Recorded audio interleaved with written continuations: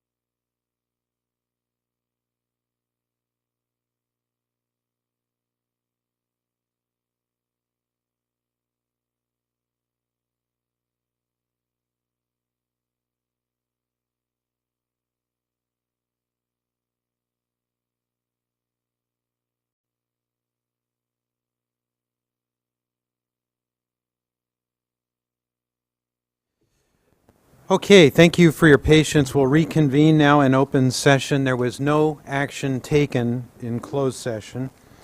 The next item on the agenda, item 5, adoption of the November 19th, 2015 meeting summary.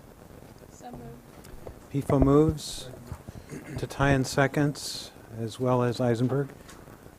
Any comments? Ready for the vote. Tatayan I. Brown eye. Eisenberg aye. Fiorini, aye. PFO aye. Motion passes unanimously. On to file item number 6. That would be the chair's report. 3 things. Number 1, as you know, we have been working with the Department of Water Resources, the Central Valley Flood Protection Board, and to some degree the Fish and Wildlife, California Fish and Wildlife, on our levee investment strategy.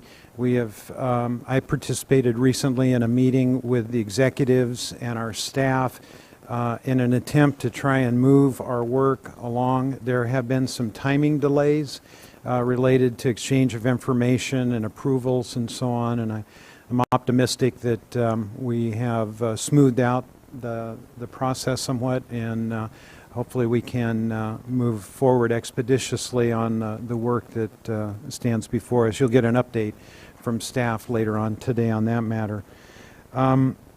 I attended the fall conference of Aqua last week, and a number of good panels. I think the overall emphasis was on water and weather. A lot of speculation about El Niño. What is it going to bring?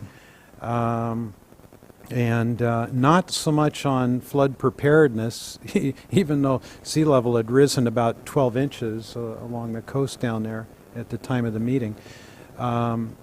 Not so much on flood preparedness, but a lot of angst among water agencies about what next year holds, and if it is another relatively dry winter, how we're going to meet all the demands. So, but a lot of interesting information, a lot of hope that the snow that we've begun to see fall continues, and that we can begin to refill our very low reservoirs.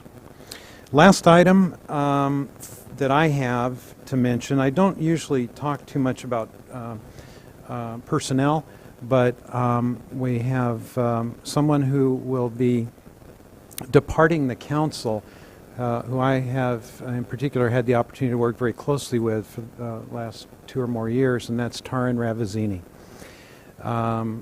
She is recognized as a star, and consequently, the Department of Water Resources has tapped her to continue doing much the same kind of work she's been doing for us, for them. When Taryn came, we had one line in the statute saying that we should form this interagency committee, and that was about all she had to go on when she came.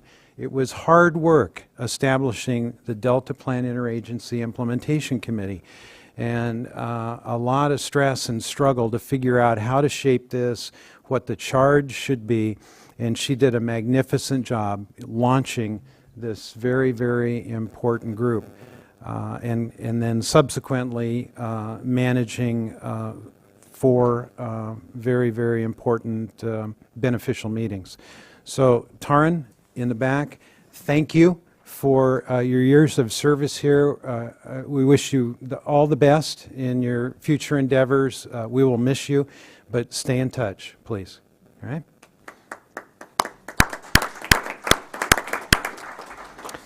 That concludes file item number 6. On to file item number 7, Executive Officer's Report. Jessica? Thank you, and I can't help but add my own praise and congratulations to Taryn. She started as a colleague and quickly became a friend. She's helped curate my policy agenda and also expand my wine horizons, and that's saying a lot because I have pretty expansive wine horizons. So I really appreciated her attention to helping clarify and disseminate to others the role and importance of the council, and in particular the science program. She's been a great advocate for our science program and the role that they play in furthering the co-equal goals. And so our loss is DWR's gain, but also a gain for the council to have a really strong partner on their executive team. And I know I speak on behalf of staff as well as saying that we miss you, or we'll miss you, and we wish you well. So on to my report. You have letters in front of you as always. These are letters that we've sent over the past month that have to do with programs, projects, and plans that affect the Delta Plan's implementation. So quickly, there's one on draft Delta Levee Maintenance Subventions Program Guidelines, which is essentially a very minor update that the department is preparing on subventions and that we're tracking very closely given our levee investment strategy work. We ask that their guidelines clarify the need for projects to be consistent with the Delta Plan, and we also highlighted the recent levee habitat review paper that our science program put together, which can inform the way that projects are done.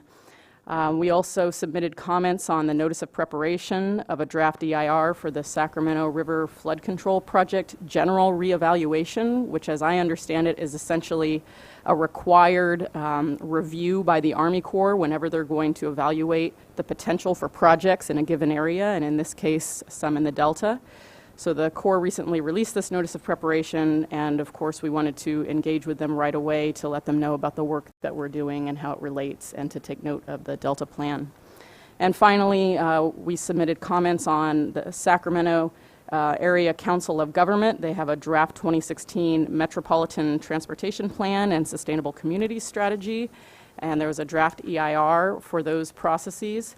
We're focused in our comments on ensuring that the SACOG's MTP, which is already consistent with the Delta Plan, will also ensure that its member cities do the same in their updates on their general plans, and in particular, the city of West Sacramento right now is pursuing some updates.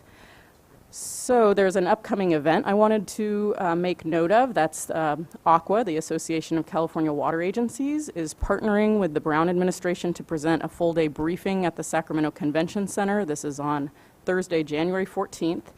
And the focus will be on highlighting the accomplishments to date in the California Water Action Plan, and also to talk about next steps in that process. A few other personnel notes. I think I found out, Randy and I found out on the day of our council meeting in November, but couldn't yet announce that we received an executive fellow through the Capital Fellows Program who will be placed with us until August of next summer, and that's Ansel Lundberg. I think Ansel's in the audience there. We're pleased to have him with us. He'll be supporting Randy and I on a variety of priority projects, and he has a degree in geography from UC Santa Barbara. So please welcome Ansel. He fills the shoes of Gavin Landgraf, as you remember, was a very important part of our staff during his time here. And then Taryn is not the only one leaving us. The Natural Resources Agency has poached my go-to IT guy, Jason Wagoner, who's been a mainstay for 7 years with the council, and before that, CalFed. And so he's leaving us for a promotion, and we wish him well. We also have a new environmental scientist coming to our program, Nir Oxenberg, and he's going to be focusing on science communication. He has a PhD in biomedical sciences from UC San Francisco, so we're excited to work with him. And then just a preview of what's on the agenda today. We've got an action item on an amendment focused on the Delta Plan's relationship to water transfers. We'll have a briefing for you on the status of our effort to refine the Delta Plan's performance measures so that we can assess whether the recommendations in our plan are leading to outcomes as we've intended. And then we have a panel to highlight activity at the local and state level to prepare for El Niño storms and potential for flooding in the Delta. So with that, I will see, Chris, is there a legal update today? Nope, okay. That concludes my executive officer's report. Okay, thank you, Jessica. On to file item number 8, lead scientist report, Dr. Cliff Dahm. Thank you, Randy. Happy holidays, everyone. I wanted to highlight 6 items on the lead scientist report today. Start with the long-term operations biological opinions, goes by the acronym of LOBO. Annual science review has been completed. The report has been received. It's been transmitted to the agencies that requested it, the National Marine Fisheries Service, U.S. Fish and Wildlife Service, and the Bureau of Reclamation.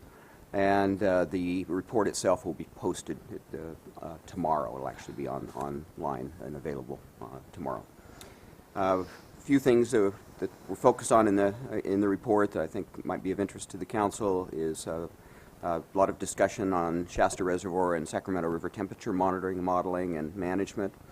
Big issue during the drought and during the periods of time that we've had limited cold water available for the salmon in the Sacramento River. There's also some efforts to link some of the hydrodynamic modeling of transport with some of the biological behaviors of fishes and some updates on potential ways to pursue that kind of research more effectively. And finally, there was a discussion on how take is calculated and possible different methodologies that might be applied for estimating take for some of the endangered species. So those are the main things that are in the annual review that's done of long-term operations and biological opinions. I also wanted to let you know that we have an additional new person in the office, and this is a replacement for Anke Mueller-Solger, the old interagency ecological program head. We've hired an interim lead scientist. His name is Sean Hayes. He comes to us, he was the deputy director, was previously the deputy director of the Southwest Fishery Science Center and National Marine Fisheries Service Salmon Ocean Ecology team leader. He's very, very well known and very competent fish biology and ecologist. He's been with us about 3 weeks, and he's on detail to us, I think, at least through May, and possibly that might be extended, but at least through May of 2016. So go-to person for information on fish and fish biology and ecology. So Sean has joined us. The other thing I wanted to bring to your attention is that we're going to be starting a series of 3 workshops in January. I think it's the 26th, 27th, and 28th of January, focused on mercury. The last really thorough update on mercury and all the various complexities of mercury, both in terms of its cycling within the system, its legacy sources, its effect on restoration projects, things of that type, was done about 2002, 2003, so it's been about 12 years. So we're pulling together 3 panels that will look in detail at our status of what we know about mercury. Mercury is an important contaminant within the Delta, and it's a contaminant that has bearing when restoration projects are put in place, and so getting a thorough update of where we are in our understanding of mercury and how mercury cycles through the system is what these workshops are designed to do, with the initial workshop coming up here in January and 2 others to follow that will be completed in June of 2016.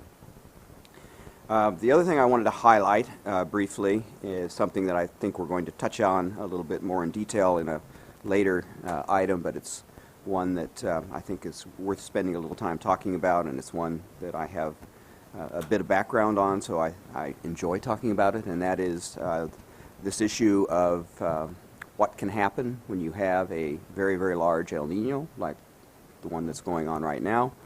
And just to give you a little bit of background, when I was a doctoral student a very, very long time ago, I had co-advisors, and my co-advisors, one was a chemical oceanographer, and the other one was a physical oceanographer. And the physical oceanographer, his name was William Quinn, and he probably, at that point in time, back in the late 70s, early 80s, knew more about El Niño than anybody anywhere in the world, and that was his area of study. He had been a meteorologist during World War II. He actually provided weather information for the troops in making decisions as to when do island landings, when we were taking back some of the islands in the Pacific Ocean. He got fascinated by the oceanography and atmospheric phenomena that go on in the tropics and subtropics, went back, did his PhD, and spent his whole life studying El Niños.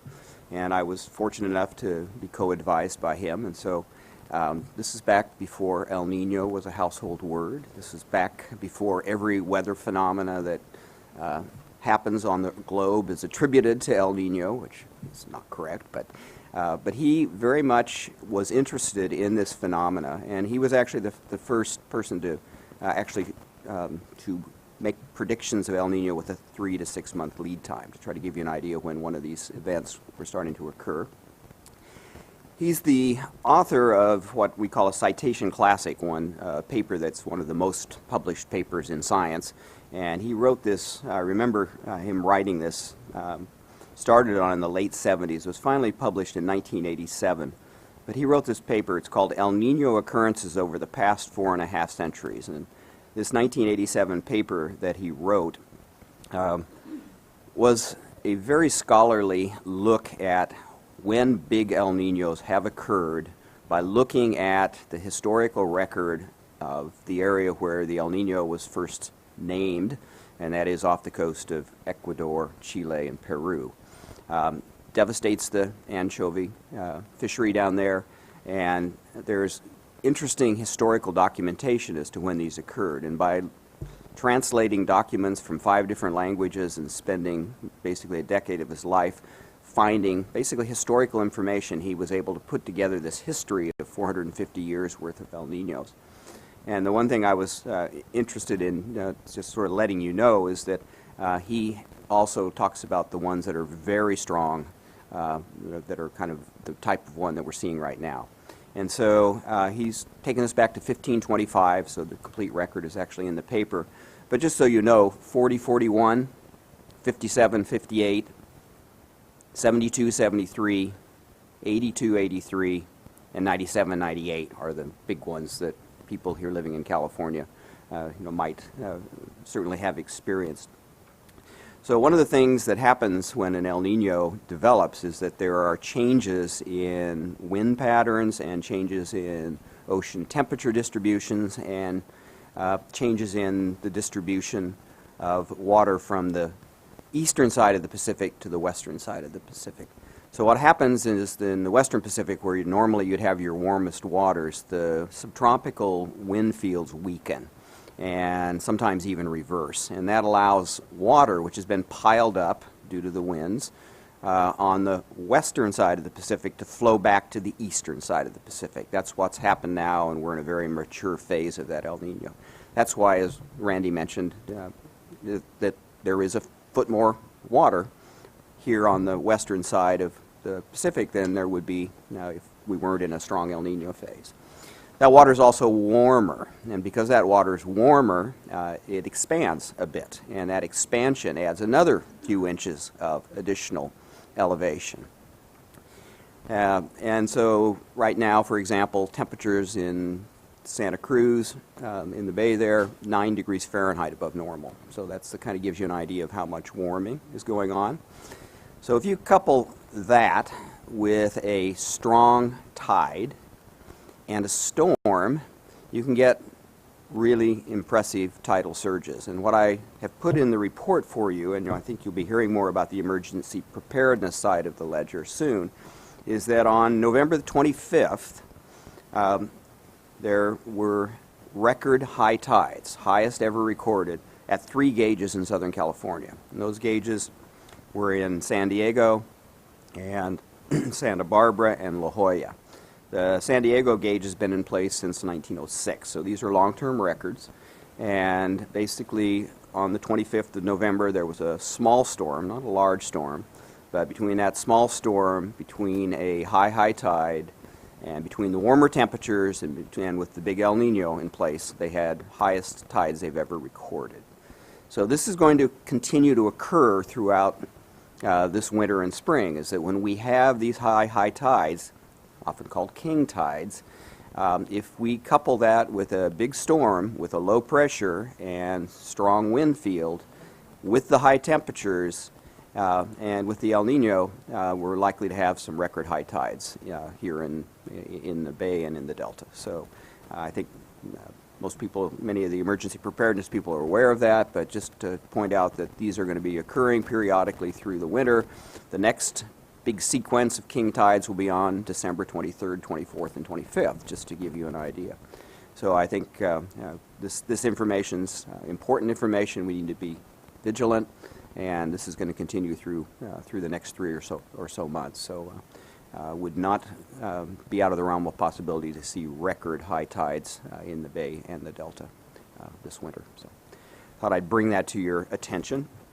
We also have highlighted a couple posters that I think might be of interest. These are posters that are from the state of the estuary. There's 2 of them, and they're out in the hallway. Posters basically are providing a methodology for making decisions on how to decide where to do eradication or control on invasive aquatic weeds. And these papers are basically came up with an index that tries to link where you might carry out these activities with the most benefit that they might have to key species you're trying to protect within the delta. So those are our 2 sort of science posters that are out in the hallway for you to take a look at. And then I think the last item on our science report is by the numbers, and I'll ask Daniel to come up and give you an update on what's going on within the delta. And any questions too? Yes, Patrick. Thanks, Cliff. I really appreciate your education unit. Do more of them on El Niño and other subjects. It's very helpful. Jessica, would it make sense in a future meeting to spend a little more time on the long-term operations biological opinions issue, because Cliff summarized it, and these are critical topics, and according to your summary, the reviews will presumably form the basis of operational criteria used by state and federal water projects in the next year, right? Yeah, we've done this now for 6 years, and that's exactly what the goal is to provide information for the operations and try to basically provide some options on, how to optimally try to operate the system. Right, so the summary says that's what it's going to do, but what the recommendations are, like on incidental take of delta smelt or temperature monitoring, I don't want to get us too far afield, but if it's if it fits with the other action items that we have to take up in future meetings, I'd be interested in more on that. Sure. I could either do that, or we could bring in one of the panel members, for example, to provide that information. It's a good idea. It's a form Daniel. of adaptive management. Yep, it is. It's an annual review and overview of operations. Daniel. Good morning, everyone. Good morning, Daniel. This is a month of some good news. We actually have some rain that fell this month, or since last month. We have 6 inches of rain that fell in the northern Sierra, making it 10 inches of total rainfall, and 3.5 or 3.2 inches of rain in the southern Sierra since last month. And also with rain, we have some snow. So there's been about 3 inches of snowfall in the northern Sierra, 4 inches in the central Sierra, and 4.6 inches increase statewide on average. Just a note about these snow data that I'm presenting. These snow data are from the automatic snow sensor array that we have in the state, and those are based upon these snow pillows, which are these little platforms up here in the upper left-hand corner. And then the snow surveys will actually begin in June. So just for your information, that's where these snow data are coming from.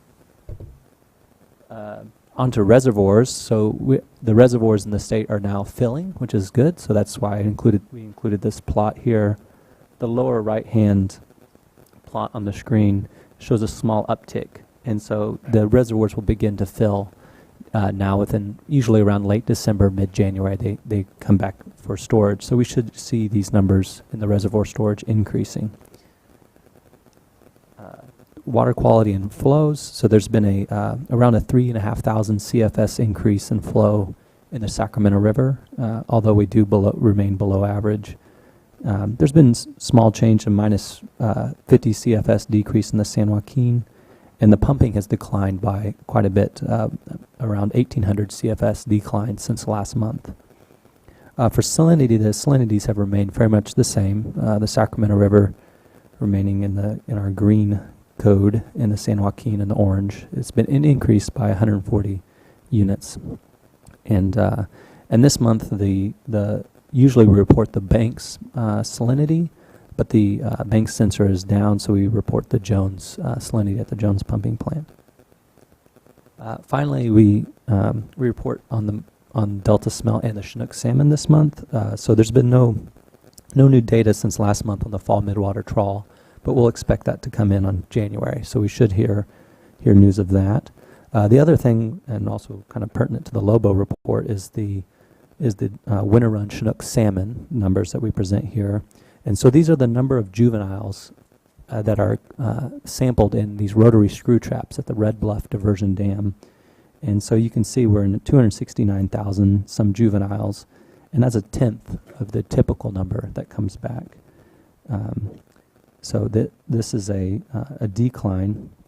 And finally, thing to note is it is true that the number of returning adults has declined in recent years.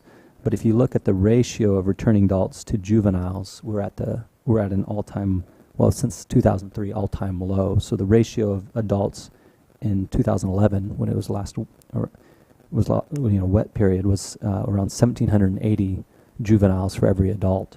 And now in this year, in 2015, we're at 226 juveniles for every returning adult. So that's that. Is there any questions?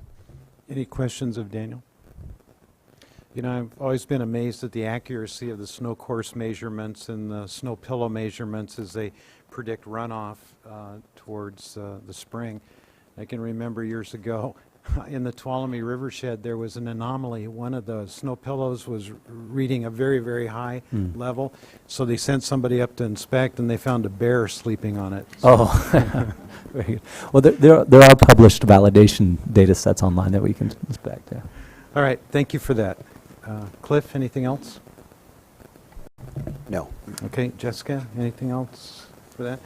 Okay, any public comment on Cliff's report? Great, thanks. Okay, we're on to file item number 9. Oh, Just a question to Jessica. Do we have our 2016 meeting schedule yet set? Yes, we do. Okay, has it been sent out? I haven't. Yes. If it has, I sure missed it. Yes, Send me yes, it again. has. Yeah, but I can follow up with you to make Thank sure you have it. Thank you. Kevon, file item number 9, single-year water transfers in the Delta Plan. This is a carryover from last month. Jessica, would you care to introduce the topic? I would, thank you. So we're bringing this item before you as essentially the first amendment to the Delta Plan, and it's a follow-up on the presentation and discussion from last month regarding whether one-year water transfers through the Delta have a significant impact on the co-equal goals. And in particular, do they have documented, is there documentation that there's harm to the Delta ecosystem as a result of these transfers? So we're looking at this issue, just a bit of background, because during the development of the Delta Plan, a hypothesis was essentially posited that one-year transfers may be purposefully or perhaps unintentionally circumventing established review processes that are required of multi-year water transfers. And at the time, we did not have that a full analysis in front of us to make a decision. So as such, the board decided to put a sunset date, which is actually at the end of 2016, on the exemption of one-year water transfers from the Delta Plan's covered action process until such analysis could be performed, which staff have now completed. So the conclusion, based on a multi-year work effort and a white paper from the Department of Water Resources and the State Water Board, testimony from a range of experts and practitioners, and finally input from our science program and our lead scientist, is that single-year water transfers in the big picture are essentially, at least for the time we have documented, essentially de minimis, and do not show patterns of being used to skirt environmental review, and as such do not have a significant impact on the co-equal goals. So the staff recommendation is before you. We have also brought a second staff recommendation as requested at the last meeting, or an option, I should say. But the staff recommendation is to remove the sunset, thereby clarifying that these types of transfers do not require consistency with the Delta Plan. And as you'll see, for either option, we recommend inclusion of a new recommendation in the Delta Plan, which would further memorialize the recent improvements made to the transfers process by DWR and others. So with that, I'll hand it over to Kevon to see if he has any additional detail to add. I do not. Sorry Okay. to steal your thunder. That was an excellent summary, and I actually have my script here, and I think I've crossed off most of it. Maybe I could add that I guess today is a decision point for the council on how staff and we will proceed from this point forward. In November, we did propose two options. Option 1, as Jessica said, was to exempt single-year transfers. Option 2 was to let the current exemption expire. The council did not choose option 2, and we are back to talk about option 1 with an additional option that was requested by the council. And the second option, we call it option 1A, is an additional 3-year time frame. So it would exempt single-year transfers for another 3 years, and in 3 years we will come back and present another analysis of single-year transfers to the council and find whether or not they have a significant impact on the co-equal goals. The council also directed staff to develop the draft policy findings for both option 1 and 1A, and these findings are attached to the staff report in the option 1 and 1A attachments to the, that's attachments 2 and 3. These policy findings just lay out a record for that support the council in whatever decision it makes today. If the council choose, the council will choose between, if you choose between option 1 and 1A, the next steps will be identical. Moving forward, staff will analyze if a supplemental EIR is necessary for the proposed amendment to the draft policy language. Staff will return in the future to have the council certify that CEQA document. Thus, the council will adopt proposed regulatory amendment language. That language will then be turned over to the Office of Administrative Law. So regardless of which option you choose today, those steps will continue throughout the next 12 calendar months, and they will be complete before December 31st of 2016. So just to highlight, no further action will be taken by the council after today, until the environmental review process is complete. And so with that, I could go over the options, or I could just turn it over for council discussion. And let's see if there's any questions first. Council members, questions? Yeah, I was going to give the council an opportunity to engage, seeing that there... Mary? Yeah, just a quick comment, Mr. Chairman, before we hear from the public. My concern remains that conditions can change according to variabilities of season and water supply.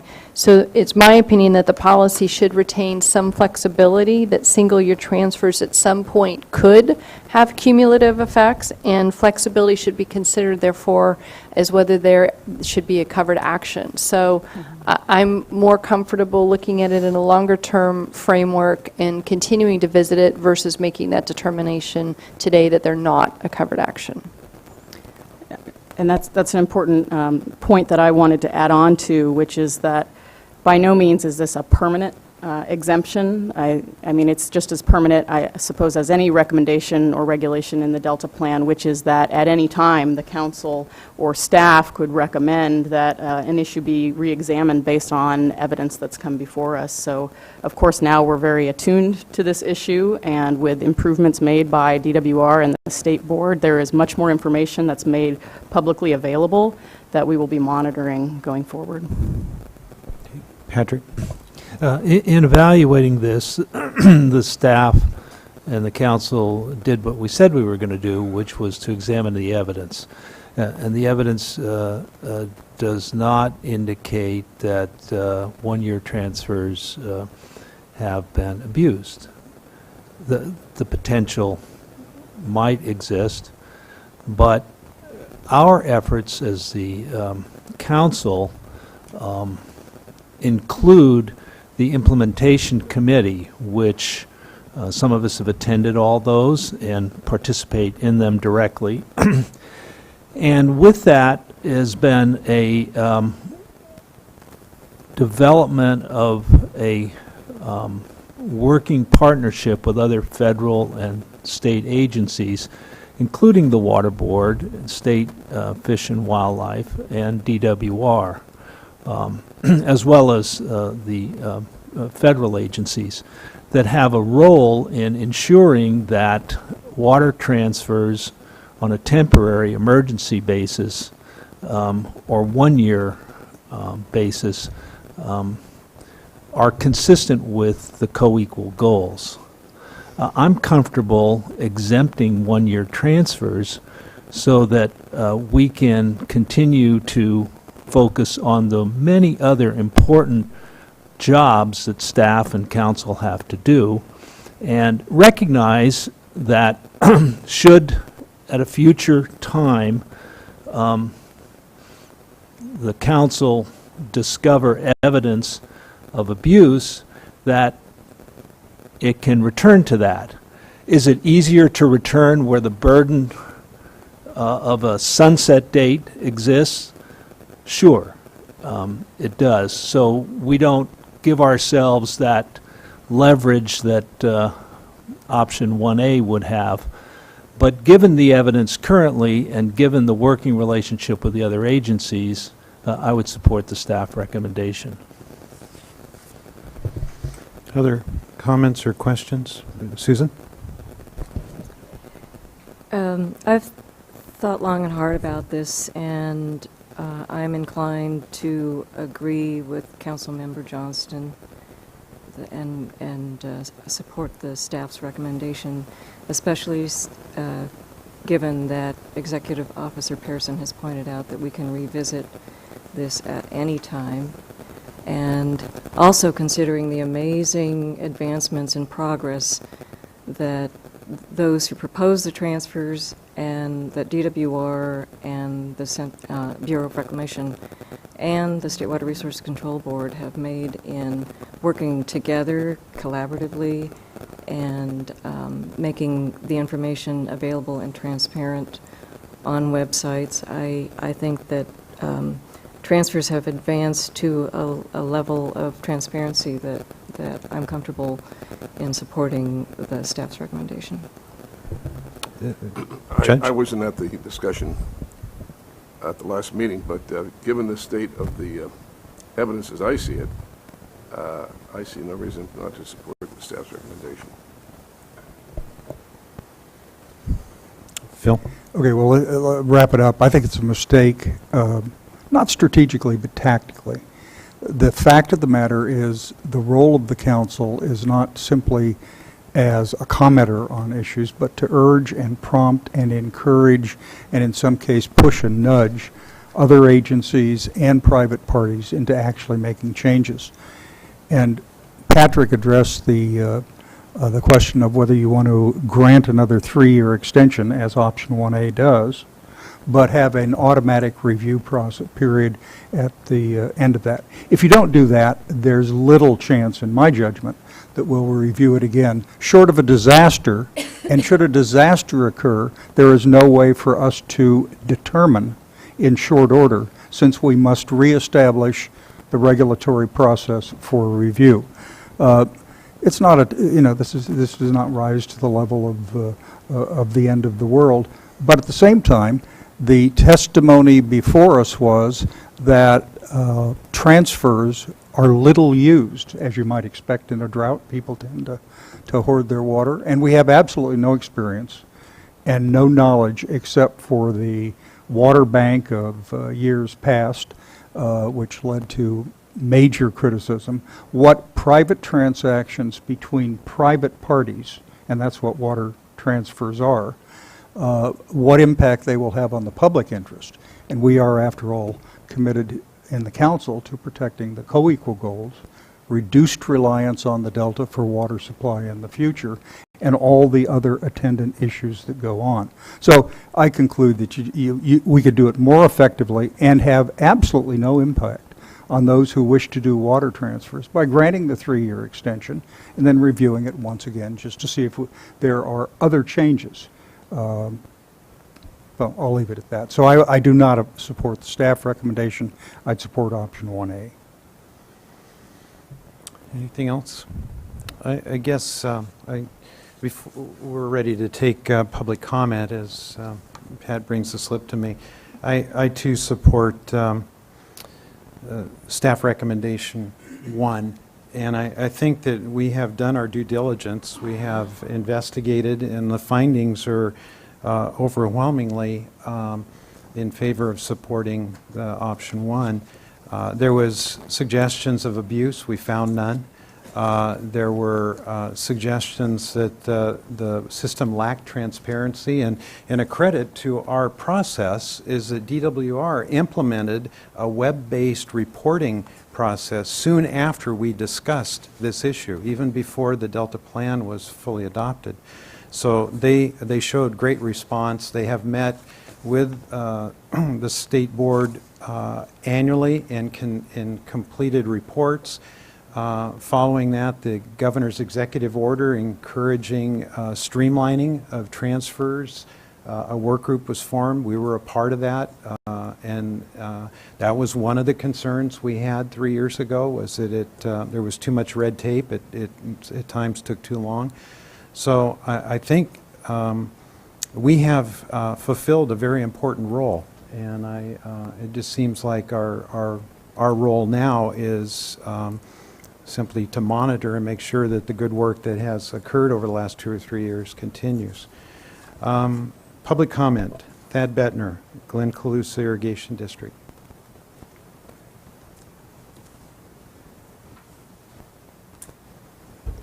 Good morning. Thank you for the opportunity to speak to your council. I was just over at the State Water Resources Control Board talking to your compadres about operations this year, next year. So thanks for making it convenient. And I'm also kind of reluctant to say anything because I may say something stupid and change your mind about where you may be going. So it cuts both ways.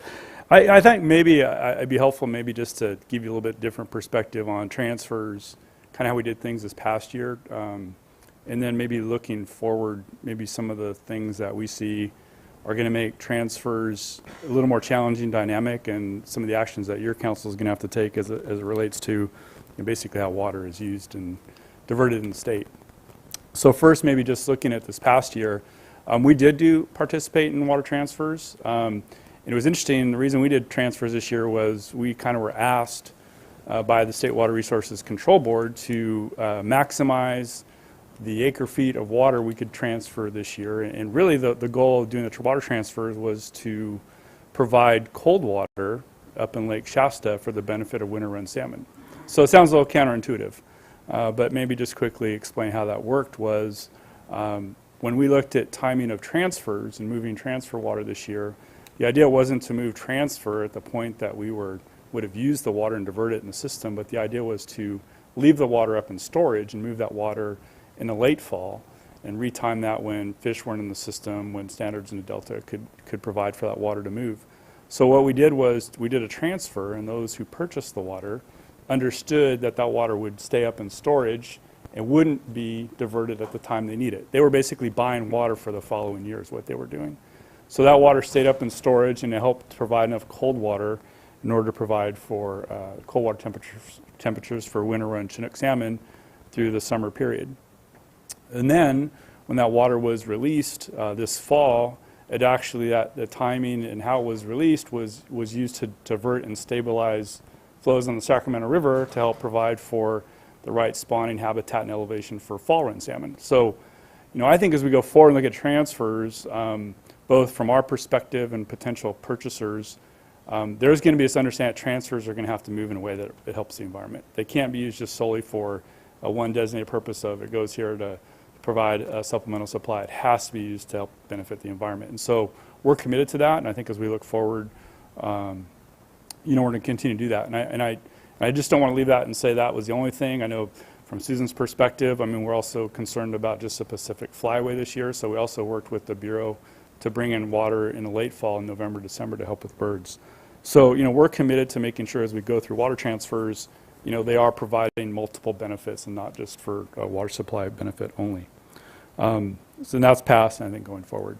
I think bigger picture, I think what we're really looking at is where does the Delta end up? You all know that the State Water Resources Control Board is looking at redoing Bay Delta standards, and we know that that's potentially going to change how water is used and diverted, both in the Delta, downstream, and potentially in the Sacramento Valley. So we have to figure that into how the bigger state of equation. Well, and that could change how water is used and diverted and therefore affect transfers. We also know that SGMA, State Sustainable Groundwater Management Act, is going to require intensive look in making sure that groundwater basins are sustainable. And that's going to potentially affect parts of the Sacramento Valley. So as we spend a lot of time, money, and effort in both of those processes, I think you're going to see transfers are also going to take a different look. And they may entirely disappear. Water that's currently being transferred could be used to meet standards now. Who knows? But I think those are things that we're going to have to look at forward. And I would say, the next 3 to 5 years is going to be very interesting as we're required to put together these GSPs and also deal with new Delta Plan standards, which I'm sure you guys are going to be looking, and ladies will be looking very closely at. So, again, perspective. Hopefully I didn't change your mind on anything, but our book is open. If there's information you want to see from a local perspective, how we do business in the Sacramento Valley, our books are open, and invitation if you want to come up and also just see how we operate in the Valley. That's open to you as well. So thank you. Thad, thank you. Next up, Eric Chapman, State Water Contractors.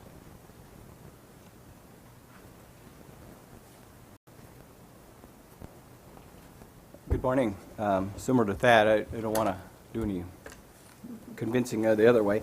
Eric Chapman, I'm a Deputy General Manager, State Water Contractors, and State Water Contractors, as you might be aware, represent 27 of the 29 SWP contractors.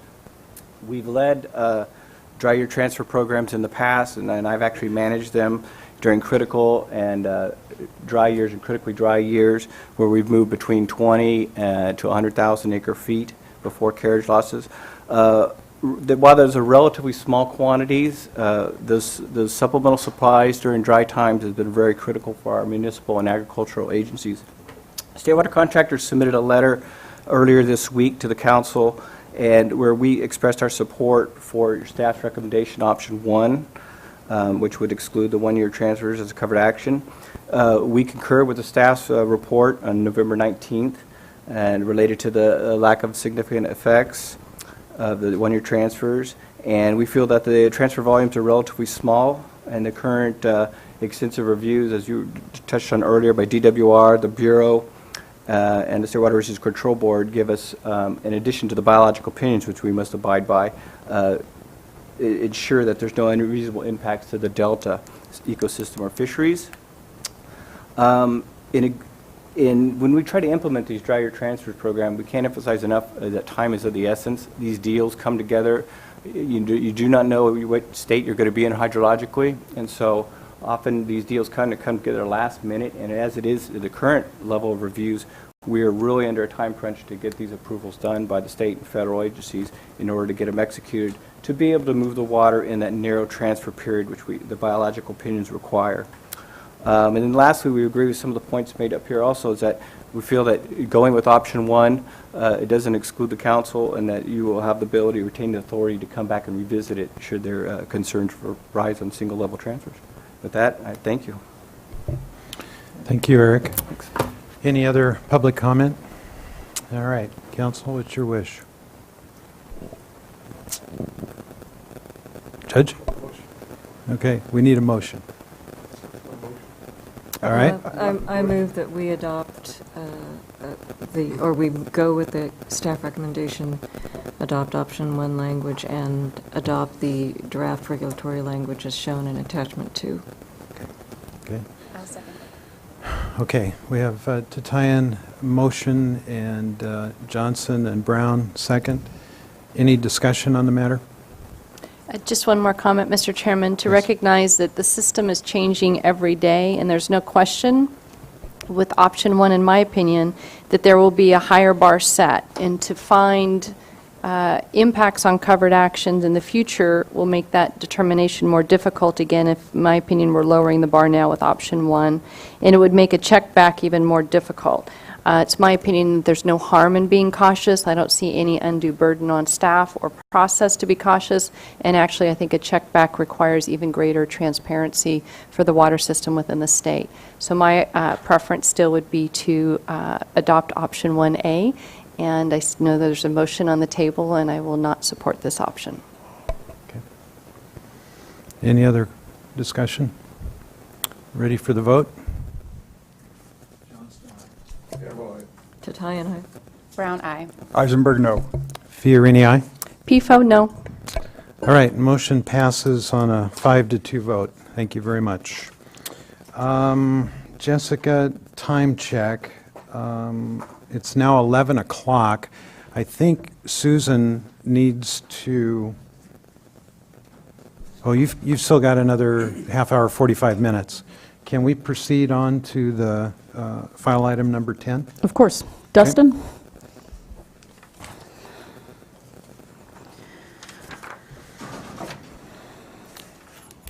So this is essentially our regular update on our Delta Levees investment strategy, and welcome Dustin Jones up to the table.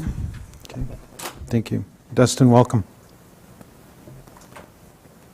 Thank you. Good morning. This is our regularly scheduled update for the Delta Levee investment strategy. There's been a lot of coordination over the past few months, and that's what the bulk of this report is really going to be, just kind of a summary of our activities recently. Over the last month, month, as you know, we've been reviewing and working with our partner agencies regarding the peer review panel's report of our project that we received in July, and we've been meeting extensively with our key partner agencies to come to an agreement point of the methodology being used based off the peer review panel recommendations and what we think is something we could implement based on the available data that we have and within the scope and budget of the project.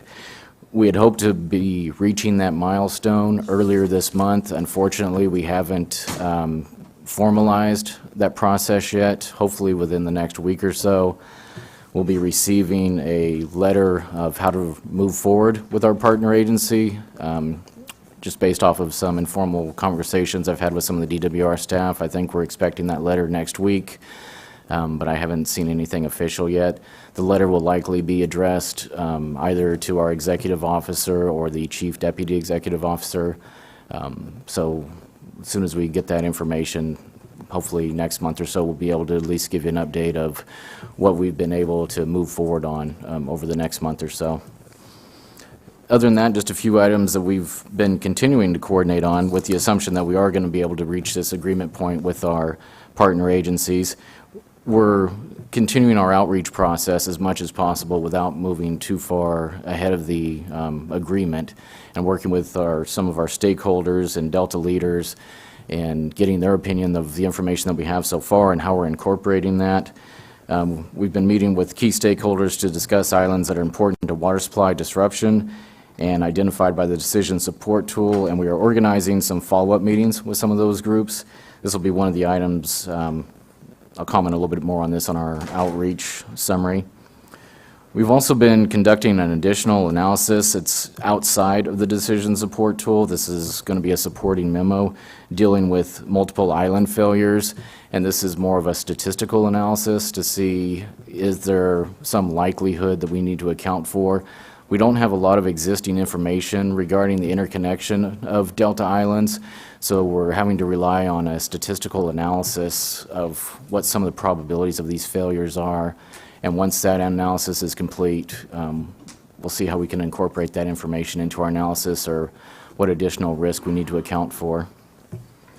As far as outreach and coordination over the last month, on November 30th, council staff and executives met with the Director of Department of Water Resources, Mr. Mark Cowan, also the Director of the California Department of Fish and Wildlife, Chuck Bonham, Central Valley Flood Protection Board President Bill Edgar, and other key staff to give an update of the project overview, along with an overview of the tool as it stands right now, the decision support tool that we're using to formulate our levee investment strategy. On December 11th, we met with representatives of the local flood control agencies and Delta water agencies to discuss key updates on the DLS activities over the past few months to get them up to speed and give them some idea of the direction that we're heading with our methodology development and how our analysis will be proceeding. We're going to be scheduling a follow-up meeting with those folks in early January. We just need to coordinate some availability, and we'll continue that discussion. And just this last week, we had a coordination with, and we took part in the DWR Small Communities Flood Risk Reduction Workshop that they held down in Cortland.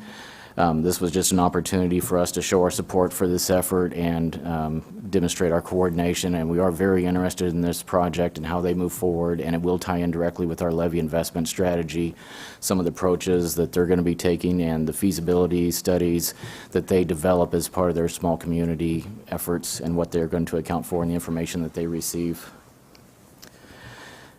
Next steps over the next coming months, some of these have been in progress and will continue. We're continuing to QA/QC the data as we go more into the public realm with this information for our decision support tool, the information that we can share. We'll be making this more publicly available, and we hope to have some form of that on our website where the public can come into the background information that we're using within the decision support tool and actually give us input on the data that we're using. We'll be recommending a list of Delta Islands and tracks that we'll be ranking for council consideration of what we consider to be the riskier islands in terms of the state interests that we've identified, and we'll be bringing that before the council within the next few months for discussion. And we'll also continue to develop these non-structural alternatives as a parallel effort with the decision support tool. And you'll hear a little bit of discussion today. We're hoping to have a panel, hopefully that's still scheduled for after lunch. And that'll be some of the emergency responders. They're local experts within the Delta. That'll take care of some of the emergency response components that we'll be leading into that discussion. We're also going to have follow-up discussions within the next few months with other agency experts. They're not necessarily emergency responders, but maybe those that coordinate with the FEMA agency regarding information such as flood insurance rates and community outreach activities. So that'll take place in the coming months as well. And other than that, we've included the project schedule as just an ongoing item within the staff report. No changes to that currently. Everything's still in progress. Okay. Questions of Dustin? Yes, Susan? Thank you for all your hard work on this controversial topic, Dustin. Thank you, Susan. On page 2 of the staff report, the last bullet under next steps, could you give me an idea of how often you'll be interacting with the stakeholders and the general schedule and what might occur during those interactions? Well, with the different stakeholders, we're breaking them up into more focus groups. So as often as we can, each stakeholder group, I would say, we're probably not going to meet more than once a month with any particular focus group. But depending on who we've identified, for example, we've had a group of technical experts that's kind of been going along this project as we go, and we meet with them fairly regular. We haven't in the past couple months or so just because of some of the issues we're working through. But that'll probably be a continued effort. I would think maybe at least once a month or so with those folks. And then other particular focus groups, for example, we have local stakeholders that are interested in, for example, in habitat or maybe Delta as a place. It may not necessarily be the same group, but we would meet with either of those interested parties, I would think, at least once a month. Maybe not both in the same month, but staggered through there. We'll also have a series of public workshops once we can finalize the methodology of the decision support tool. I have a follow-up question. Yes. Would you consider mixing the stakeholder groups such that those interested in habitat can learn from those interested in Delta as place and just have a good cross-section of all the interests and use the tool in front of an integrated group so that they can see how each of their respective preference sets affect the investment portfolio? Absolutely, and I think those would be what we would call more of our public workshops, and that would be everybody from any interest party. And the purpose of really just focusing some of the groups on specific topics is just to work a little bit more efficiently through the actual analysis and gather specific information from those folks. Because as Jessica mentioned, the public workshops where we go out, and that will have also technical experts. That's not just geared towards the layperson. That will also have experts from different fields that are willing to participate. And the public workshops will be a longer portion of time where we usually go through, our intention will be to walk through the entire tool. So we'll go through some of the data that we've gathered, how that's being used in our analysis, and hopefully how we proceed forward. So in those public workshops, we will touch on each specific state interest and metric that we're using. So anybody that participates in those will be able to see a cross-sampling of everything that's going into the decision support tool. I think it's an excellent point and something that we've been focused on, because our idea in using this decision support tool is so that people can see trade-offs. And so you want to have those discussions of trade-offs with a range of interests in the room. So yes, exactly. Patrick, and then Asia. In the timeline of staff work and consultant work and council discussion and where would the principles that the council developed and also, for instance, the response that the Delta Protection Commission has been weighing and sharing with us on those principles be relevant to that timeline? Well, the principles, I think, will be, kind of my generic answer would be the entire timeline, but there will be some specific areas when we actually start getting into the analysis and I think and start bringing some of these conceptual projects and portfolios forward, and when the council starts to see some results of the analysis, I think throughout that entire process we'll be revisiting the principles, or at least thinking about them to see. This is something that Cindy and I have actually recently spent a lot of time talking about, so I'll let Cindy take it. Right. And to build on what Dustin was saying, I think this is on. We're thinking there's two really discrete windows. It might be a bit of an ongoing process, but I think the first window will be in the spring. It's maybe about the March timeframe of next year, when we get to the risk analysis, when we start to look at the islands and how they're sort of lining up in terms of risks, using the tool to illustrate that. And then as we're going through that analysis and kind of looking at, gee, this is what the list looks like, and maybe this is a little different than we thought here, or maybe there's some nuances, that would be a time I think we'd want to revisit the principles and kind of overlay those. And then again, I think maybe in the fall timeframe, summer timeframe, when we take that next step with the analysis and the tool, and we start to look at those conceptual investments, projects, and the portfolios, and how we're going to buy down that risk. Again, that might be a point we overlap or overlay the principles and look at how do those two align, and where might we want to make changes, or where based on the principles might there be some nuances that we want to build into the investment portfolios or the strategy.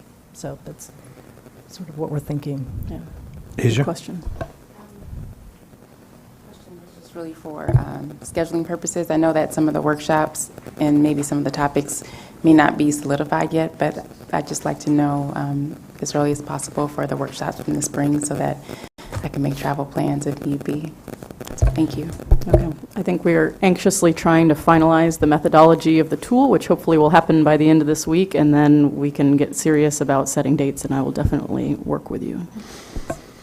One of those dates will be a joint meeting or a workshop with the Central Valley Flood Protection Board. I've committed to Bill Edgar, their chair, that we need to convene find a time when we can convene both groups and provide his board members with an update. Jessica and I have met with Leslie Gallagher, their executive officer, and Bill several times, and we're waiting to accumulate the right amount of information to make the meeting meaningful. They are working with DWR to develop a statewide plan for flood control, and they've developed from the ground up, from 6 regions, the ingredients for that plan, and part of that includes 1/3 of the levees in the Delta. But the other 2/3 of the levee kind of fall off of that process. So we're going to try and figure out a way to hook up our process with their greater process and try and make it a little more coordinated. It probably will happen in February. And again, it depends on how soon we get a sign-off on the methodology from our partners. But February, perhaps March, but I think that'll be a very important meeting and an opportunity to hear from them what they're doing, and they hear from us, and we can begin to develop a vision of how it's all going to link up. Anything else on the matter? All right, Dustin, Cindy, thank you very much. Continued success. We have a request for public comment.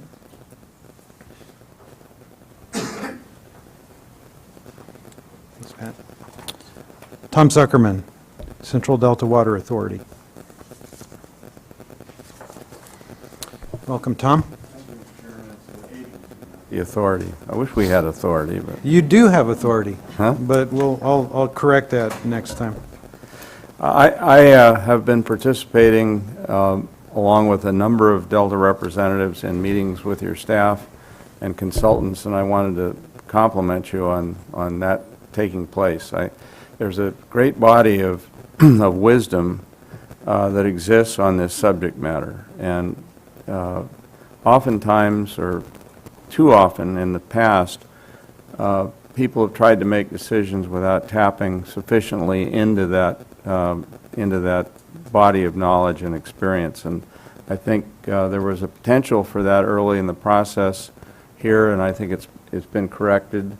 And I appreciate the attention that your staff has given to the views of not only the local agencies, but the Departments of Fish and Wildlife and Water Resources and emergency response people and so forth. You talk about monthly meetings, Susan, of getting people together. We have such a meeting. We've been having it for 25 years. It's called the Delta Levees and Habitat Advisory Committee, established by legislation and appointments to that by the Secretary of Resources. Most of the principal people that are interested in the maintenance of Delta levees, and particularly under the Delta Levee Subventions and Special Projects programs, meet monthly on the first Friday in the resources thing. A member of your staff has been attending those meetings for the last year or so, as I recall, Tim. And I would invite you to showcase your progress and to seek input at those meetings on things that are going on, because it's a very useful meeting of all of the principal engineers and people involved from environmental and Delta's place types of things. It's an open meeting and very well attended, and it's efficient. We have a terrific process that's been going on for a long time. The results of it are before you, with the lack of disasters within the Delta for quite some period of time now. I hope that sustains itself through the Christmas holidays. It sounds like we may be challenged a little bit by the concurrence of tides and sea level rise and so forth. It might be a good test. But so far so good, knock on wood, and thank you very much for your continuing attention and taking the time to get it right. Thank you.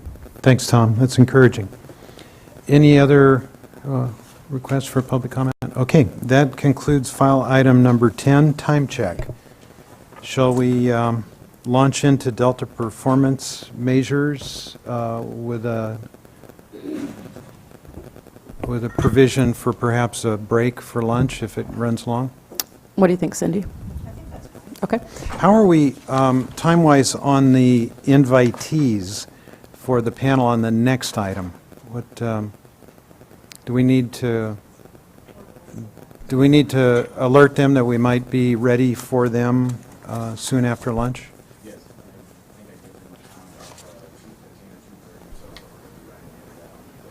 You might want to alert them that it could be 1 o'clock or earlier. Tell them 12:30. Yeah, it's almost Christmas. We want to move this along. Okay, so on to file item number 11, Delta Plan Performance Measures. Jessica, would you like to introduce this? Sure. Thank you. So you've been hearing a lot from us about refinements and revisions and a review of our performance measures of the Delta Plan to ensure that they are as well tuned as possible to tell us and to give us signals of whether our plan is being effective. So I wish that was as easy as it sounded. It's a process that we essentially began as soon as we adopted the Delta Plan, but we're finally getting to the point where we are making significant progress. In fact, we recently approached the Delta Independent Science Board to provide some input into that process. And so today we have for you essentially an update on where we are and how we're going to get to a final package for the council in mid-next year. So with that, I'll turn it over to Cindy Messer. Great. Thank you, Jessica. Okay, yes, as Jessica said, we've been moving along in this process that started back in 2013, And we've been very busy over the last 4 months since I was last up here before the council talking about performance measures.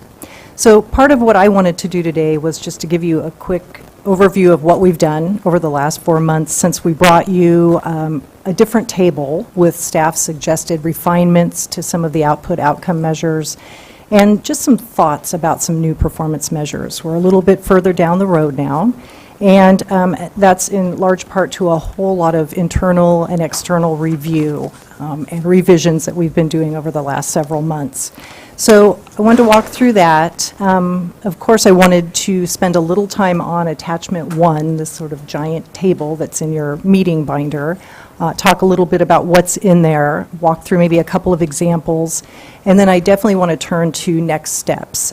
I think getting from staff suggestions to additional review and input to council, hopefully consideration of approval of these changes in the not so far off future is the goal, and I'll walk through kind of what I think the steps are going to be to get there.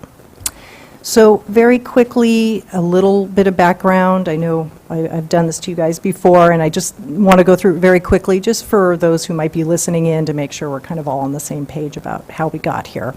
Delta Reform Act called for the Delta Plan to include performance measures, and those were to enable the council to track progress towards meeting its objectives and the goals in the Delta Plan. Specifically, there were a couple of water code sections that outlined this requirement, and those are water code sections 85211 and 85308. And included in that direction from the legislation, there was a call to have performance measures included, that the performance measures were to include quantitative or other measurable assessments of the status and the trends of the health of the Delta, as well as the reliability of the state's water supply exported from the Sacramento and San Joaquin watersheds. So I won't read through any more in terms of the legislation, but the idea is that we were called to do this, and in compliance with that statute, or those two statutory sections, we did include 160 performance measures in the Delta Plan. And those are divided into 3 categories. Administrative performance measures make up the bulk of the 160, and those are the performance measures that are pretty straightforward. That's the measures that track either policy decisions or resource manager decisions around projects and plans and resource allocation, so approval or allocation of funding or staff to work on particular projects or reports. And we've been kind of using the habitat restoration theme as our example to illustrate these different performance measures. So in this case, it would be looking at habitat restoration plans or projects, getting those plans approved or projects approved maybe by a certain date, and ensuring that resources are allocated to finalize those plans. And then we have output performance measures, which is the second category, and these are used to track the results of those administrative actions. So it's kind of the boots on the ground performance measures. So you have a habitat restoration plan or a project that's been approved, so the output measure is construction begins and you implement that project and restore that site. And then the last category of performance measures are outcome measures, and these are used to evaluate the results of those actions. So we've restored a site, project's been put in place, and we're looking at maybe our native species utilizing that site and which species and numbers and so on. So that's kind of where we ultimately want to get, our target and where we want to get to, and are we achieving the results that we set out to do. So those are the 3 kind of performance measures, and I bring those up again because what I'll be focusing on, or what staff have focused on over the last 4 months and beyond that, are the output outcome measures, and that's what's in your attachment today. So I'm not going to talk about any of the administrative measures unless, of course, council members have questions about those. So let me shift gears just a little bit to structure, and I know all of you know this, but I think it'll come in handy as we begin to talk it through attachment 1. So in your staff report is a figure that we've brought before you several times now, figure 1. And I really like this graphic because it kind of lays out the landscape, if you will, in terms of structure of the Delta plan, how the performance measures fit into that structure, what we get from the performance measures, and then how we kind of keep that cycle of learning and adaptive management going. So very quickly, just I want to touch on a couple points on Figure 1. So to the far left-hand side, we start with goals. And so essentially, those are the goals that the Delta Plan is based on and through all of its various means are setting out to achieve. So the co-equal goals are two of those, and these kind of fall into the different chapters as well of the Delta Plan. So you have your co-equal goals, which are chapters 3 and 4. You have Delta's place, which is part of the co-equal goals. It's a way in which, a lens we look through as we set out to further achieve those goals. We also have risk reduction and water quality improvements. So those are the goals that are laid out in the Delta Plan. And then for each of those goals, within each of the chapter are a set of strategies. And if you will, and they range from 4 strategies to 7, depending on the chapter. But those are a result of our really laying out the current conditions, the issues that have led to either a decline in the Delta's ecosystem or issues with water supply or areas of concern around water quality. So we've laid all that out in the Delta Plan, and if you think about the strategies as sort of our objectives by which we want to achieve, to make conditions better, to meet our goals, maybe not make things worse, the whole suite of what we're trying to do through the Delta Plan and through the policies and the recommendations. And those are really the specific mechanisms by which we're trying to address concerns, make things better, not make things worse, achieve certain objectives. And all the policies and recommendations are linked to those strategies. And then you have performance measures, which are even more specific in terms of what kind of actions do we want to see occur, what kind of planning or reports need to happen or projects, what kind of standards need to be set, what kind of investments need to be made in the Delta to better conditions. And the performance measures, again, are linked to each policy, each recommendation, and the strategies that are laid out in each chapter.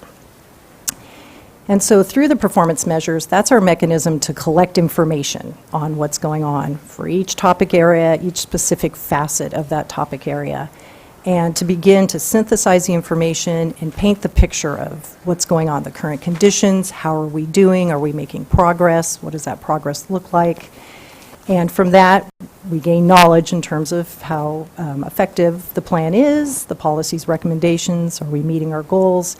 But it also allows us to understand maybe what's not working, maybe where there might be some gaps or some inactivity that should be addressed, or maybe changes that need to be made to the Delta Plan as we move through updates of the plan. So that's kind of the big arrow that goes across the top is, you know, along with much of what we do here at the Council, this is an adaptive management process with the performance measures, and it allows us to continually kind of check back in. It's sort of a feedback loop of how are we doing, how's the plan doing, where do we need to make some changes. So I think that's all I probably need to say about Figure 1, but I think it'll help when we talk about the table. I just want to make sure I understand. Yes. These are, whatever it is, the 42 or something. Yeah, we could talk about the numbers. Outcomes and... output and outcome. Output and outcomes. Yes. And so when the paging number that I got, I didn't notice until today, the paging numbers, I go from page 1 to 3 to 5, and that's because the other measures are not shown here, at least. Uh-oh, are you missing an even number pages? Yeah. Okay. So we should probably get you those. It should be in sequence.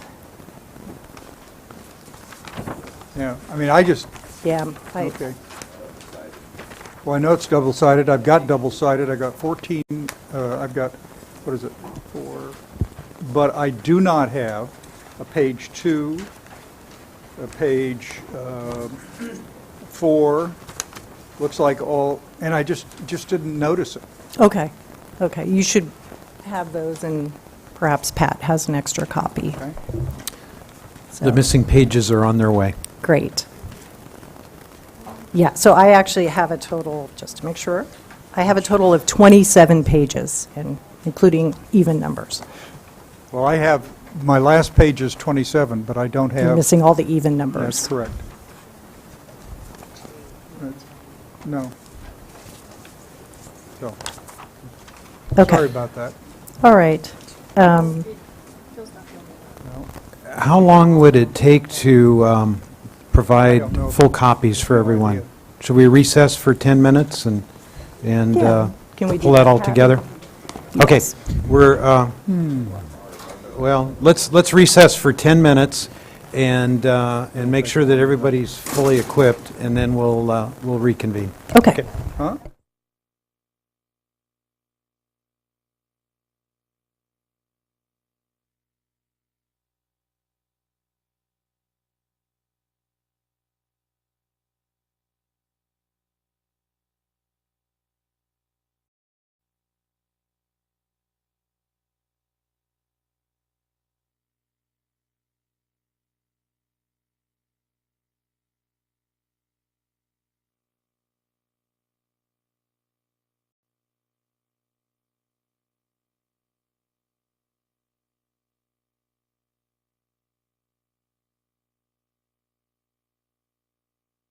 Should be double the number of pages that you had in the binder. And I want to thank our staff for quickly responding. I hope our printer's okay. Okay, Cindy, please proceed. Okay, thank you. Let me start off by just mentioning that for today, what we wanted to do was just to get this document in front of you. We weren't necessarily, I mean, of course, we welcome input and questions and whatnot, but really what we're thinking is over this next month, so between now and the January council meeting, is when people would have a chance to really dive into this, look at it, and come back with comments, questions. Same for members of the public. One thing I do want to mention is that this has changed quite a bit since a public workshop that we had in November. So for folks who maybe studied the table at that point, they're going to want to come back and revisit it now. But the idea is we'll come back next month and really kind of dive more into it. So that will give you a chance to look at all those even number pages. Okay. Phil has a question. Cindy, even Yes. though I've only read half of the So you have odd number half pages, the questions. a couple of procedural things that Yes. when it comes back to us, I figured out because Jessica mentioned to me the column that says reference number was an internal thing, and it will disappear in earlier or in subsequent documents, because we don't know what it refers to. It's just an internal way of tracking, right? Right, and Okay. it was a way to talk with external stakeholders as we were going through a review process over the last months. They could say, look at 3.25, so Yeah. it is internal, though. Just a couple of other points. On page 3, under Strategy 1, measurable reduction in reliance on the Delta, page 3? Okay.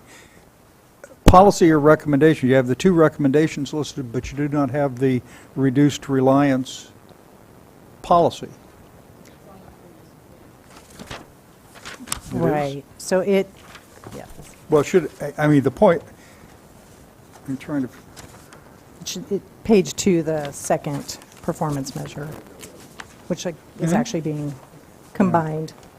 well, okay. Yeah, yes, right. So I'm going to call it by the reference number. Page 2, it's 3.27. The second measure is where we reference it, but that measure is being Well, it's removed. but So is we- it not also related to 3.28? Yes, and it should, And you're should right, it not be be- moved over there. I mean, this is pretty technical stuff, but I couldn't figure it out. Right. The other thing is, I was, let me indicate a couple that caught my attention that impressed me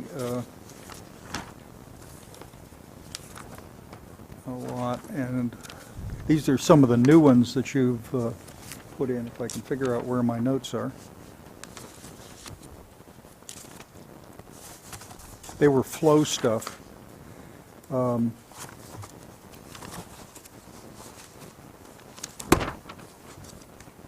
Oh, flow. yeah, on page 7, Okay.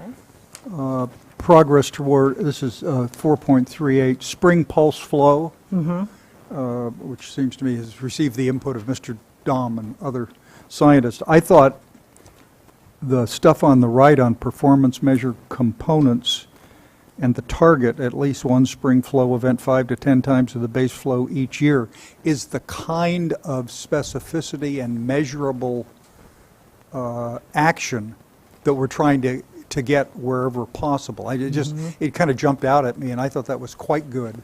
Great. And definitely a big thanks to and Dr. Dom Now, for those. I haven't yet heard the argument on the policy on that, but just the approach just seemed to me to be very good. And then the very next one, 4.39, on what's called the recession flows, and again, a new measure, had something of the same.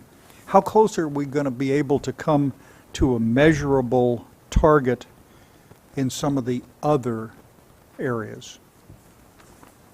Do you have specific? Measurable target in comparable to the ones, the two I've just mentioned.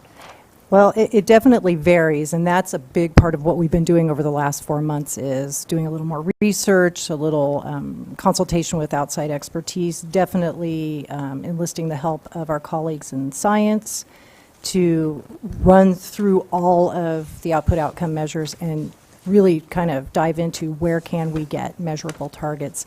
In some cases, it will be trends. We won't have a numerical value, but that's, as I understand, perfectly acceptable for performance measures and tracking progress. So what you see in here right now is where we've kind of landed in terms of measurable targets and baselines. Those two are exceptionally detailed, as I understand it, because of a recent paper that came out that Dr. Dom was familiar with. Yeah, I mean, it was just Yeah. it was really, I thought it was very helpful and illustrative of if the information's available to allow that level of specificity. And that is part of it, is the availability of the Yeah, I information understand. and I understand. timing of information. But that's a really good example of what staff have been spending so much time on, is trying to get Yes. as specific as available data allows us to get. Right. But, you know, going back to the very first one, which is strategy 1 on page 1, this is water conservation, percent change in urban water conservation per capita. But the target is only to have the Department of Water Resources set some kind of, or have the methodology identified. And that's, I assume, taken from the 2020 plan that's been adopted by the Department of Water Resources. But that's I didn't even understand how that could be a target. And it's certainly not an outcome. That's a process target, not a bad target, but it's a process target. Isn't the target outcome something like actually achieving a specified reduction amount? That's even statutory, I think. Yeah, that's the 10% by 2015. Is that what you're referring to? That reduction in amount? I'm just I'm in that discussion, and I guess what happened is I couldn't, from just the very first page, I couldn't figure out what the target is from the language that's in the section at the right, target. And it looks to me like the baseline, well. But I think the target you're looking for is the 10% and the 20%, which is in our proposed revised performance measure. And then the target doesn't have those numbers because it's different for each hydrologic region, but we will have access to that information. But you know, we've done is in the current Delta plan, we've restated the statutory goals, right? Or the targets, rather, the targets. But the new language, what they're recommending, is just simply says demonstrate California's urban water suppliers SBX 77 achievement of that. Right. So what we tried to do was be a bit more specific in terms of who is responsible for documenting progress towards the reduction, and that we didn't feel like that was really clear in the current language. And then there was some discussion around, okay, so we have these current I'm going to call them targets, for lack of a better word, the 10% by 2015, 20% by 2020. Those were set in statute by SBX 7-7. So we wanted to kind of capture that action, that point in time, recognizing beyond that we may want to move towards different targets. But there was a lot of discussion about, well, should we change the targets here? But we're really not going to do that because it's in statute. Isn't the measurable stuff whether water agencies have achieved what they're legally required to achieve? Mm-hmm. And isn't a performance measure to determine pass or failure of each agent? I mean, I'm just guessing, I'm just Or speculating. progress towards. Well, and if they're it's- date certain, Mm-hmm. Yeah, and these are most definitely. I mean, it just, I couldn't understand what we were measuring in terms of an outcome from the page description here. Okay. Kayvon's going to tell us. Yeah, absolutely. Kayvon Thanks, is stumbling Kayvon. to the microphone. Well, I heard we were meeting Tarn for drinks, and I already started. So. I'm joking. I'm joking. No, he's not. Turn on your microphone. Is it on? I want to see the exact language. So this is, I'm not.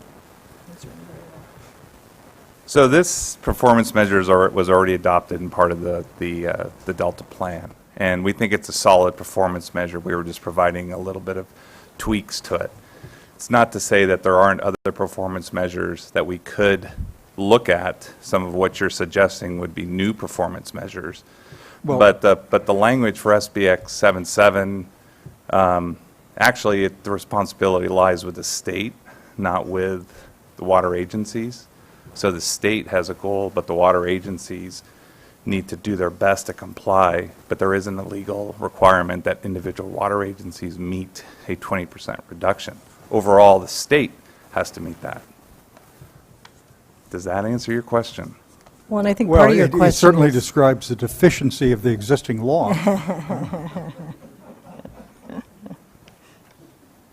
Well, and I think, if I understand correctly, part of what your question is, or your statement is the target as described here in this table is Yeah, just I mean, we're going to not go, we're clear. going through a period now of trying to figure out whether people have complied with the governor's emergency order, put aside the 2020 statutory language, his emergency authority, but after, assuming the drought ever ends, after that, we'll be back to trying to puzzle our way through to actual water use and achievement.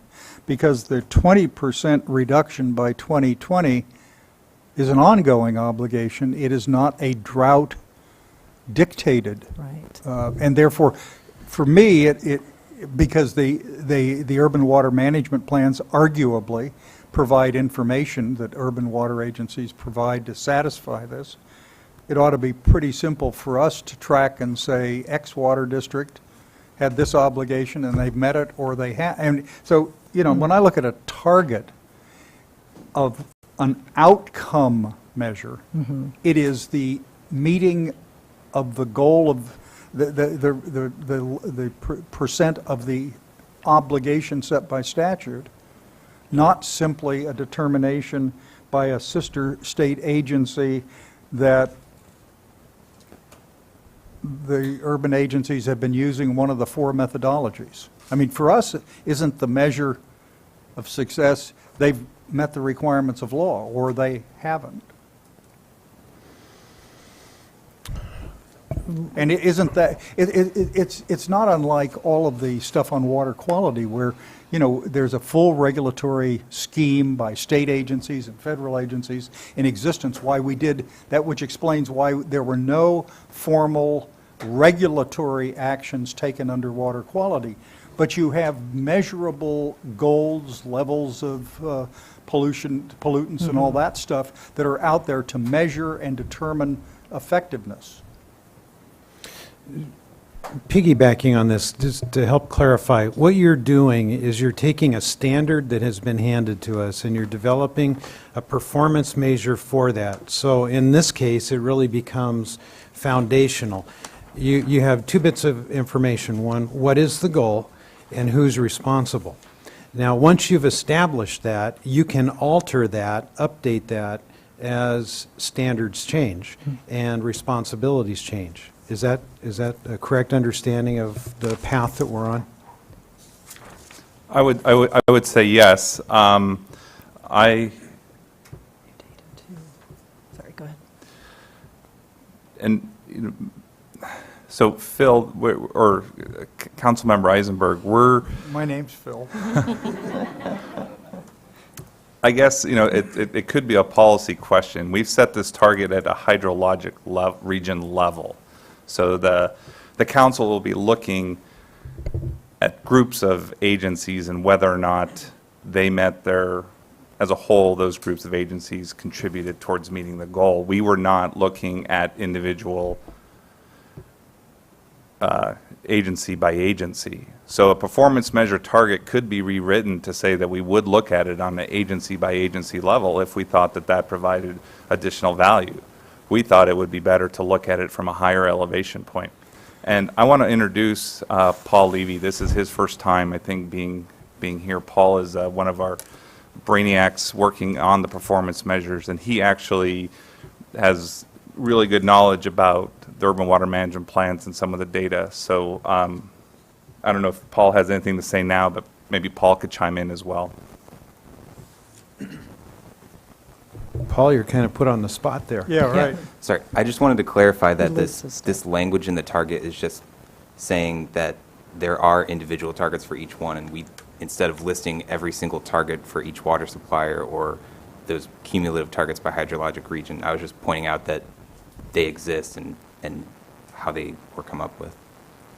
That's helpful. Just a suggestion. If you're using the section target to describe the quantifiable and measurable test that you will use to determine success or failure of meeting this requirement, you probably ought to use the category to describe what the measurement is. I think that's part of the important next steps here, which is number 3 on page 7 of the staff report, complete detailed specifications for all approved, refined, and new performance measures. Other comments or questions? Okay. Cliff. Yeah, I just want to follow up on this. I think some of the confusion here is that we talk about hydrologic regions. It'd be useful to know how many hydrologic regions there are. Secondly, we talk about individual urban suppliers. It'd be nice to know how many urban suppliers there are, because I think what you're going to end up with is a series of graphs, baseline, what it is in 2015, and then what it would be in 2020 if you got the 20% reduction. And you could graph that for each one of the regions or each one of the suppliers. Ultimately, your evaluation of whether you're getting there or not is going to be a accumulation of all of those regions and suppliers. And so if you were clear on how many regions, how many suppliers, that would at least be useful, at least from my perspective. Mm-hmm. Yeah, I will chime in that part of the struggle with trying to roll a whole lot of information up into a table format is where we may have lost some of that context. No, this is a big advancement, it seems to me, in terms of developing a range of performance measures. Mm-hmm. And you ought to, you'll tighten the whole thing up, I know that. But that was just my first reaction. Yeah, no, that's great. And Jessica brings up a good point that one of our next steps is, once this content is settled enough, staff have one more step in the process, which is to do this full evaluation where we really dive into the details of the data and, kind of sketching out the whole, all the agencies in this case. And so it's much more detailed. There's about 10 pages worth of information. So it happens. It's just how we roll that back up here is probably a good way for us to kind of revisit and tighten that information up under target, under some of the metrics. So Your question has been very illustrative of the type of work and the amount of work that has to go into each one of these. Yeah. Oh, it's tough. And conveying the message back. So. Any other council? Oh, Mary? Thank you, Mr. Chairman. Cindy, on your first figure, you have under goals the 2 co-equal goals and then 3 sub-goals.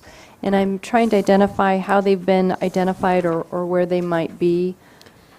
The She's three referring to sub-goals. figure Figure one. one. Right. Okay, so let me start out by saying, we've recently changed that to no longer say sub-goals. That was some initial thinking, and I didn't catch it. So really what that is the 5 chapters of the Delta Plan. Okay. So it's the co-equal goals, water supply reliability, ecosystem, and then water quality, Delta's place, risk reduction. So Okay. we'll fix that so it's clear that. Thank you. I won't say chapters, but that it's the major themes. And Okay, thank you. And then throughout the report, we're talking about measures, but they're referred to both, 3 different ways I'm seeing: administrative measures, outcome measures, and then performance measures. And I'm trying to understand the distinction between the 3, and then what administrative measures means, and how that's been defined and what we might expect out of that. I see Jessica interested. Well, Yeah, and I think you may have hit it quickly at the beginning of your comments, but the administrative performance measures are kind of like, did DWR do the report we asked them for, yes or no? And there are 118 of those in the Delta Plan that are directly connected to our recommendations and our regulations. Okay. And then you gave an example in the habitat restoration, and sorry, you may have stepped out of the room, but would you want to quickly revisit that example that illustrates the difference between an output measure and an outcome measure? Right. So the output measure, I like to think of as the boots on the ground measure. So DWR has approved a restoration project. They've approved funding for that project. The output is the restoration happens, the project gets done. And then the outcome measure is truly the outcome. So what have we been striving for? Well, we're doing restoration to attract native species, to help with the numbers of species. So that's the outcome measure, is measuring trends, for example, or abundance of a certain species, fish, birds, whatnot. So how well did our project do?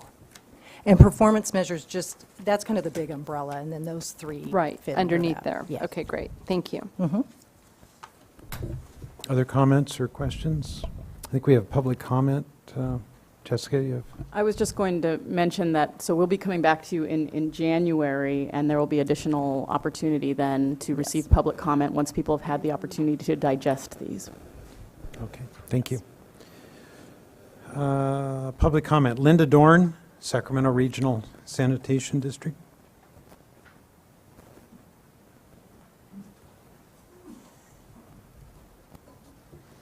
Welcome. Thanks. Good afternoon, Chair Fiorini, council members. My name's Linda Dorn, and I'm an environmental program manager for Sacramento Regional SAN. That's what we call ourselves now. I know the name was a lot longer, Sacramento Regional County Sanitation District, so now we're Regional SAN. And I am requesting that the council consider an alternative performance measure target for water quality recommendation 8. That has to do with concentration of pesticides, and it's located on page 2021 of your agenda packet for item 11. So thank you for getting the packet corrected. So the recommended targets that are listed here are values that underwent a scientific peer review this past summer, and the peer reviewers criticized these values as being too conservative and were calculated using a percentage that is not normally used by US EPA when conducting water quality criteria and when creating them. And thus, we would rather than using the draft values, we would recommend that the council defer to the use targets that will be approved as part of a basin plan amendment by the Central Valley Regional Water Quality Control Board, which will include an implementation plan for the current pyrethroid TMDLs, the TMDL that's under development. And notably, the concentrations listed as a target for water quality recommendation 8 were a staff calculation that have now undergone this scientific peer review over the summer, but they've not been subject to any formal public review and comment period, or subject to any formal adoption by any public agency. And the Central Valley Regional Water Board ultimately will approve the TMDL and numeric targets for the TMDL. This process is currently occurring, and adoption of the final target is anticipated to occur in the summer of 2016. Regional SAN has been participating in a stakeholder process to help develop this TMDL. And therefore, we recommend that until the Central Valley Regional Water Board weighs in on the development of the TMDL, that no numeric targets for pyrethroids be included in the water quality performance measures for pyrethroids. And the version of the performance measure that was reviewed for the survey and the public workshop, it didn't contain any metrics. It only said progress in adopting and meeting TMDLs for pesticides. And there were no targets to evaluate and comment on at that point in time. So that's why I'm here today. And we would have provided comments on this revision, but had we known that they existed, this table was handed out at the Delta Independent Science Board meeting last Thursday, and that's when we saw that there were specific numeric targets listed for pyrethroid TMDL that's still under development by the Central Valley Regional Water Board with stakeholders. And Regional SAN has commented extensively on water quality in the past through development of the Delta Plan. One of our comments was that duplicative efforts with existing regulatory bodies, such as the Central Valley Water Board, should be avoided, and the Water Board's authority over water quality is clear, and therefore we recommend that the performance targets for pesticides only be applied to the implementation plans for TMDLs, which are part of the basin planning process at the Central Valley Regional Board. And with that, do you have any questions? Yeah, Linda, when do you think the TMDL is going to be established by the regional board? Right now, the anticipated date is summer of 2016, but that probably will depend upon what the Central Valley Board directs staff to do as a workshop that will be held before that. Okay. This is good input. We appreciate it. I remind the council, it's been a year and a half ago, we heard from the regional board on the pyrethroid issue, and it's of considerable concern. It's a pretty safe human pesticide, or safe to humans, but it resides in the silt in the rivers and is very toxic to invertebrate aquatic species that the fish feed on. And there's been studies in the American River that show that the accumulation has become significant. So it is of significant concern to the Delta, and I'm glad to hear that the regional board is moving forward to set some metrics. Yeah, it's proof that the Delta Plan has moved things along in particular areas, specifically water quality. And if I can just take a moment to mention that one of the measures that was put back to an administrative measure was development of a Delta Regional Monitoring Program, and that is occurring, and it's happening. And I think that that's another example of success from asking for certain things in water quality recommendations in the Delta Plan. Great, thanks. Appreciate that. All right, thank you. Okay, anything I'll take else? praise where I can get it. Yeah, yeah. More. Okay, I think, Cindy, unless you have any concluding comments, we are ready to break for lunch. Okay. Okay? I can, You've- Till when? Let's see, what time is it now? 7 afternoon. Okay, let's reconvene at 12:45. One last comment is that we have approached the Independent Science Board with a subset of this information to get their independent advice on our approach, and we expect, and they graciously accepted that charge, and we expect to hear back from them in mid-February. Okay, all right. Okay, thank you all. We're in recess until 12:45.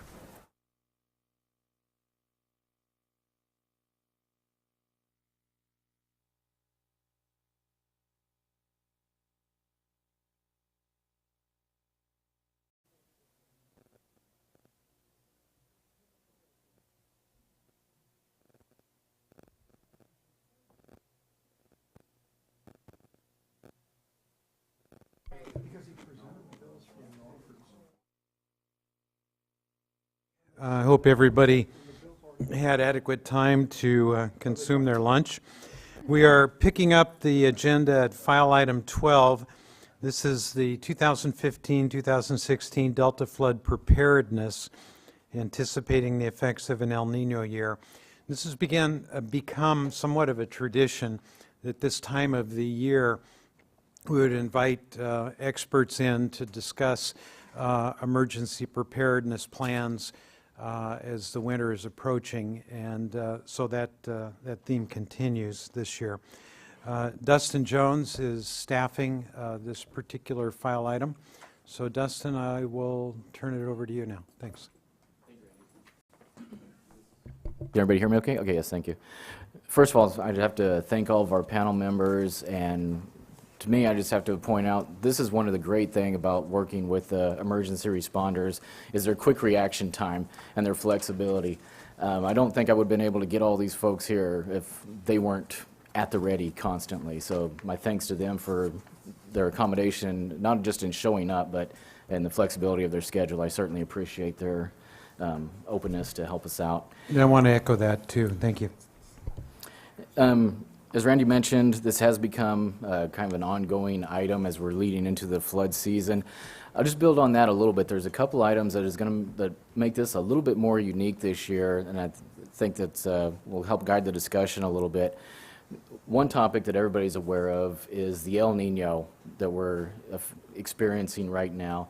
So one of the discussion points that we really wanted to touch on this year, after several years of drought, we're still in drought conditions, and this is something that we're working through, but there's also the potential of all of these flood events, and with the El Nino, there's been comparisons to sea level rise with the additional wave height and the tidal surges. So our experts will talk about that a little bit.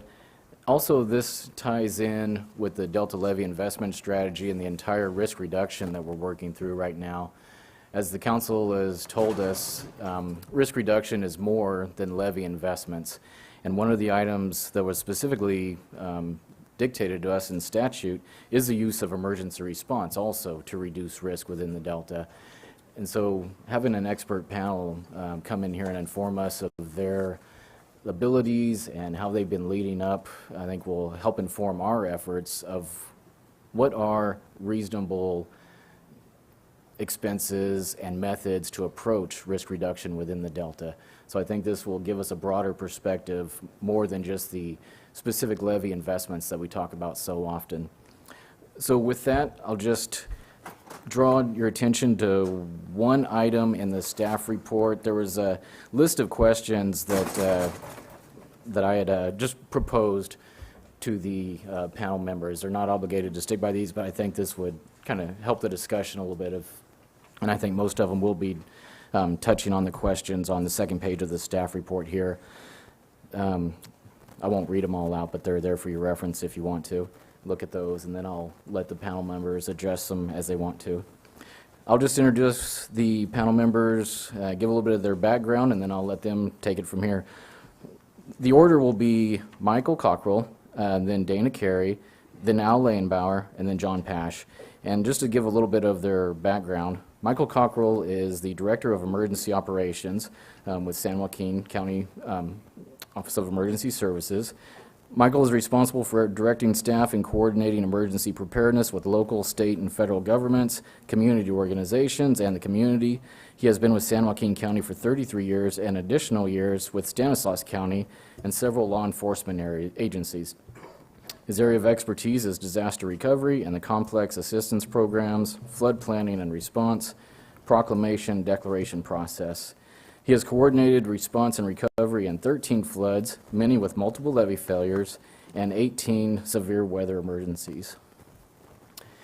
Dana Carey is Yolo County Office of Emergency Services Manager. Dana has been working in various areas of emergency planning for Yolo County for over 7 years.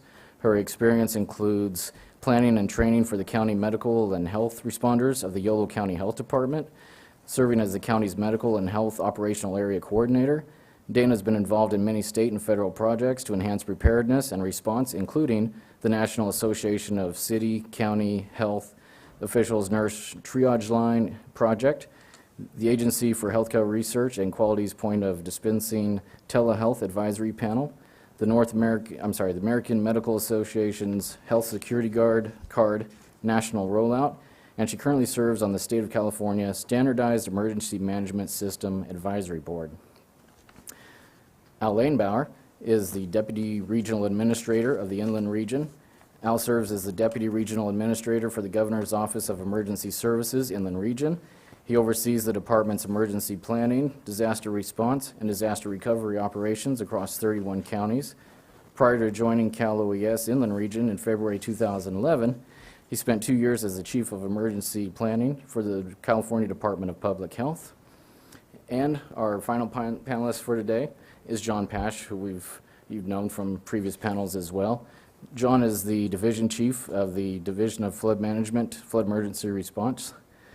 John is Chief of the Flood Operations Branch, is responsible for coordinating flood emergency response efforts and development of the Delta Flood Emergency Management Plan and the Delta Flood Emergency Facilities Improvement Project, which he has reported on before this council before. So with that, I'll start it off with Michael Cockrell. Okay. Good afternoon. Good afternoon. Welcome. I tried to, I don't know if this is, maybe it's not on.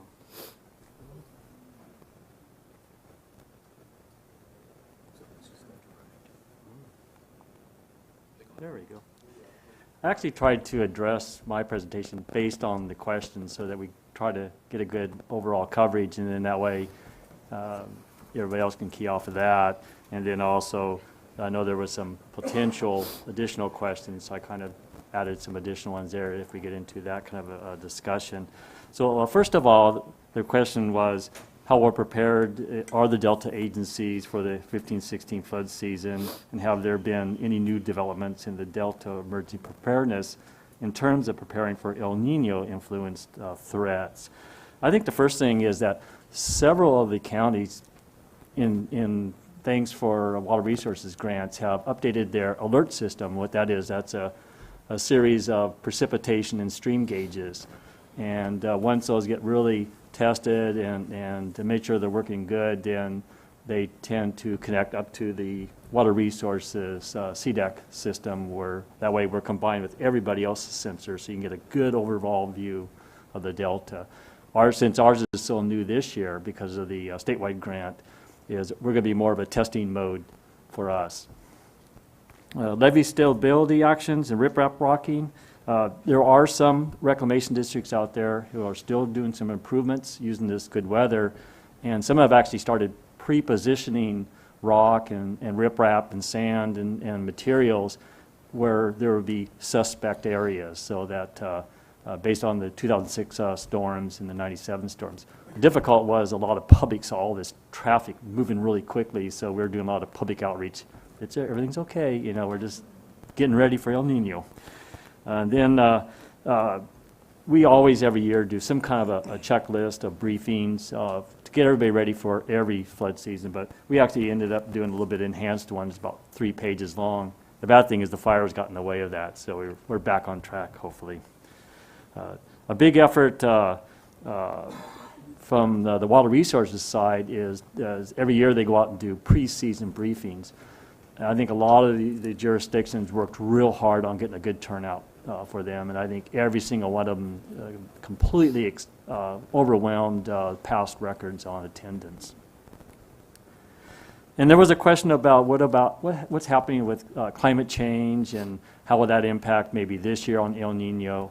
Well, every year we do get these king tides. Matter of fact, next week I think is the last for this season. And we do get some very high tides every year, even in the summertime.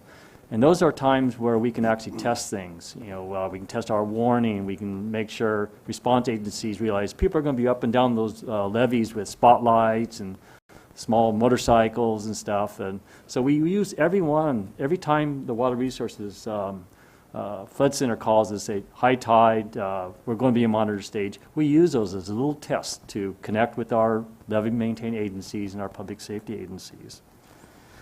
But it does take all 4 factors to really get a very serious threat. You got to have those high tides. You got to have real high flows out there. You got to have the high winds to push up against the levees, and really you got to have that low pressure as if you're sticking your fist in a glass of water to bring that water up.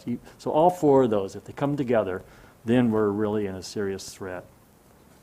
And finally, for our county at least, one of the other contributing concerns for our districts is the status of the water hyacinth.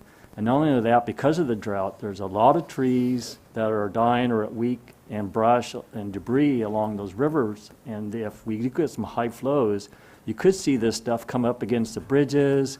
A lot of cities have stormwater drain outlets along those channels. So if those get plugged up or get blocked, then we could have some localized urban and small stream flooding concerns also.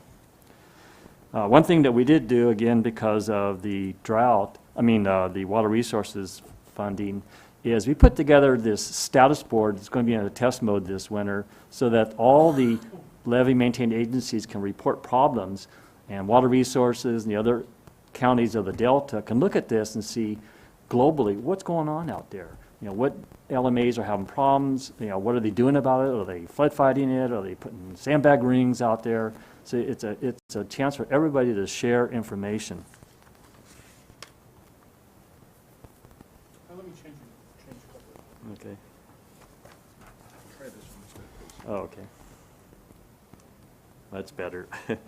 Okay, and finally on that question number 2 is, what do you feel are the most effective non-structural emergency preparedness measures? That's response planning, training, evacuation planning, outreach, and structure flood-proofing to reduce risk to people, property, and other state interests in the Delta.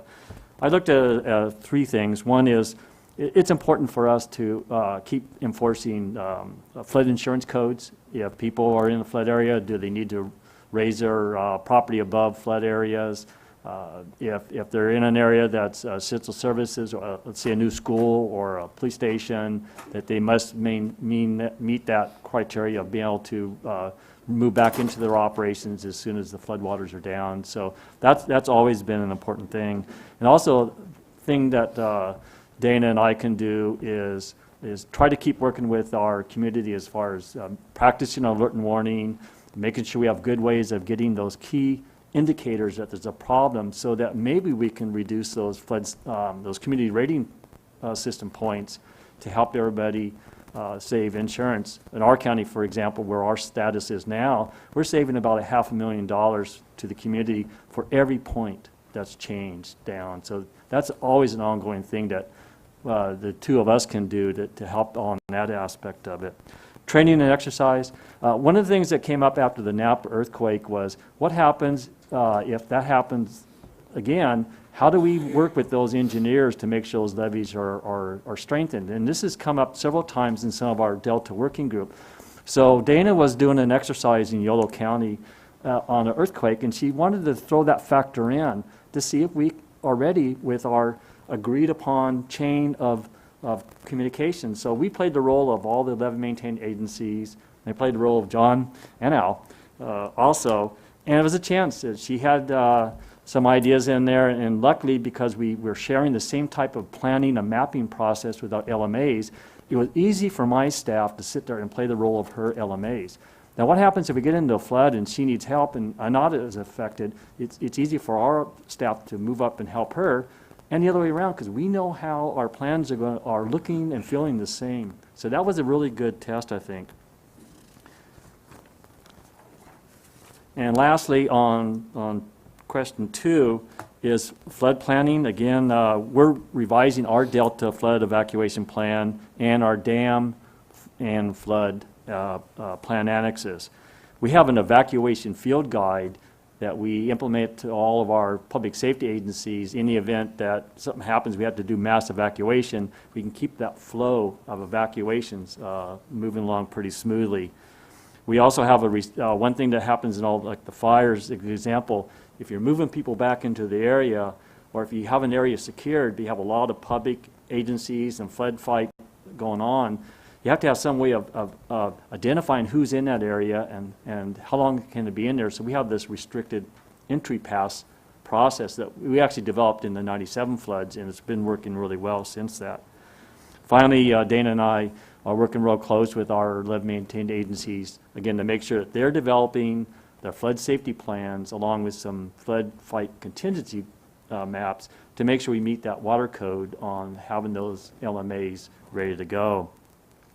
Region evacuation, that's one problem we've had in the past that I think we're still trying to work out.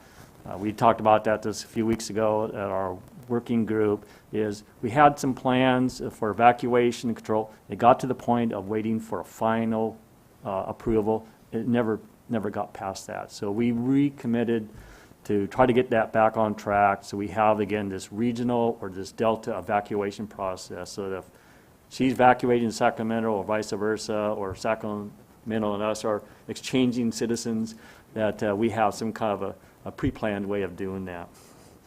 And finally, on Michael, that precipitated a question. Just a question. What % of the folks in San Joaquin County have flood insurance?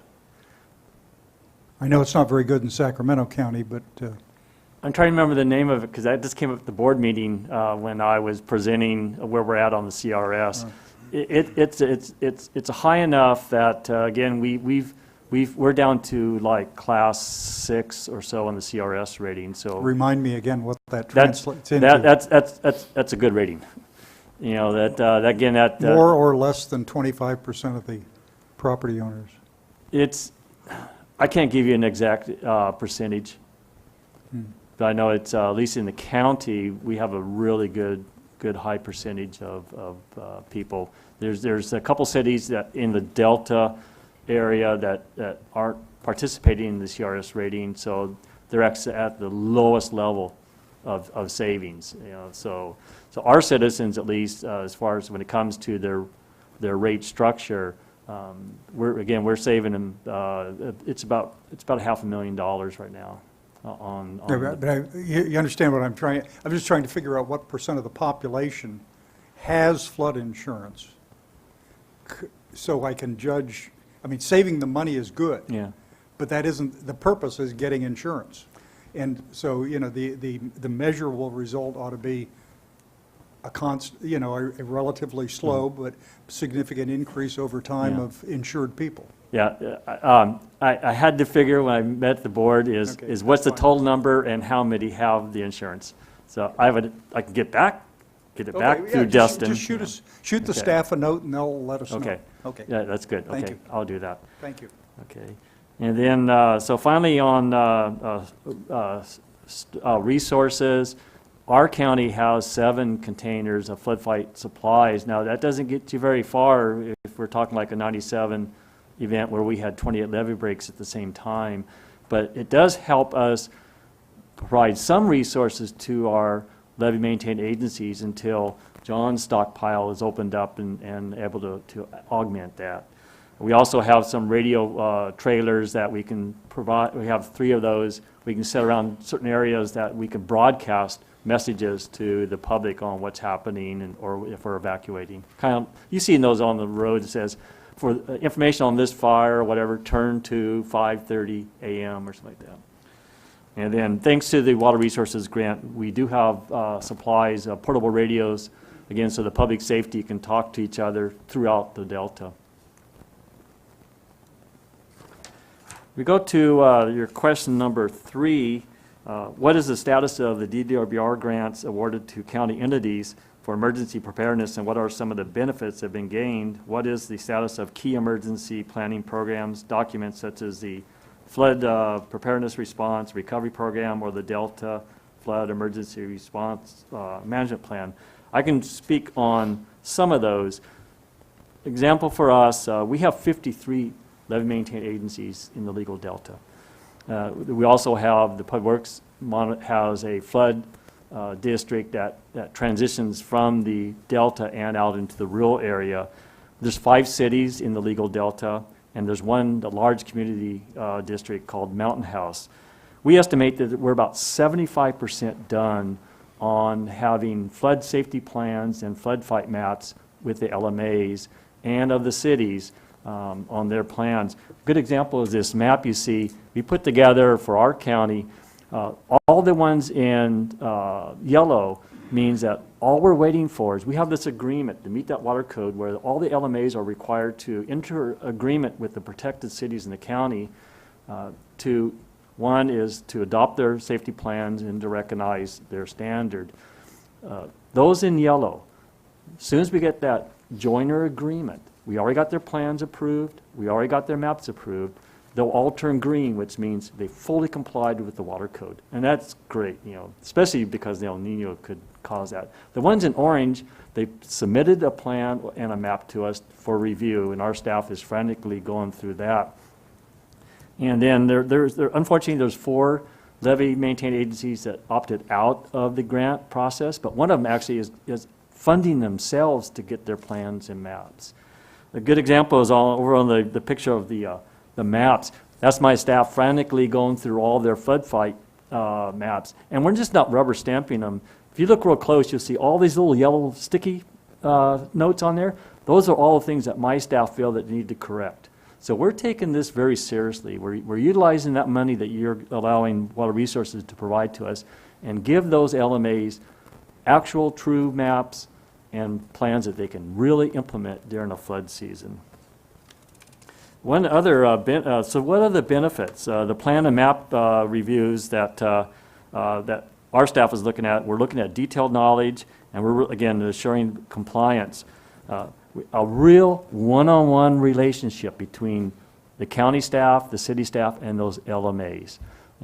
That's what's going to really help us during a flood fight. And that was one of the kind of hidden reasons that Water Resources wanted each one of the counties to have their own grant with those LMAs.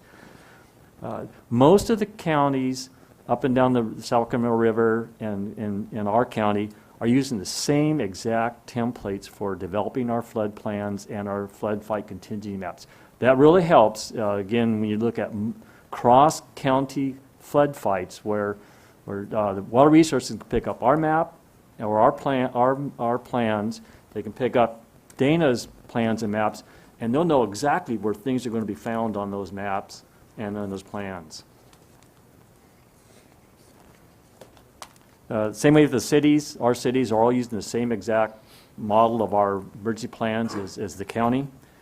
And kind of another interesting benefit we found is the Water Resources has this directory of flood officials. We call the white books, real thick. And as we're going through their plans, we're looking at that white book, and we're realizing, hey, they got a new superintendent in their plan, but the one in the white book is out of date. So we're helping those LMAs update that directory for Water Resources. Oops, turn it off. Okay, in your final question, of our plans, we have 37 plans and maps that we had draft versions of. 23 of those are, again, ready for me to sign an agreement. So that's a pretty high percentage. Your fourth question was, can the coordination and planning efforts between Cal-OES, local flood agencies, and DWR be improved? I think the biggest thing to help us improve is maintaining that Delta working group. We have good attendance every month. I mean, every quarter. I think that after all these years, you see the seriousness and the commitment for all of us to get together. Matter of fact, the 5 counties entered an agreement between ourselves to make sure we're all in agreement. We want to work with this group to iron out any issues. I think there's those few plans that were left on draft stage. Again, at the last one we committed that let's get back on those. Those are important things to really talk out. I think the report on the SB 27, there was some errors in there that the local governments may not have got a chance to really look at that final draft that might have been modified. So that may be something that we can help on improvement. I think, again, after all this grant work is done, I think you may see the majority of counties and LMAs using a particular standard, again, of developing plans and maps.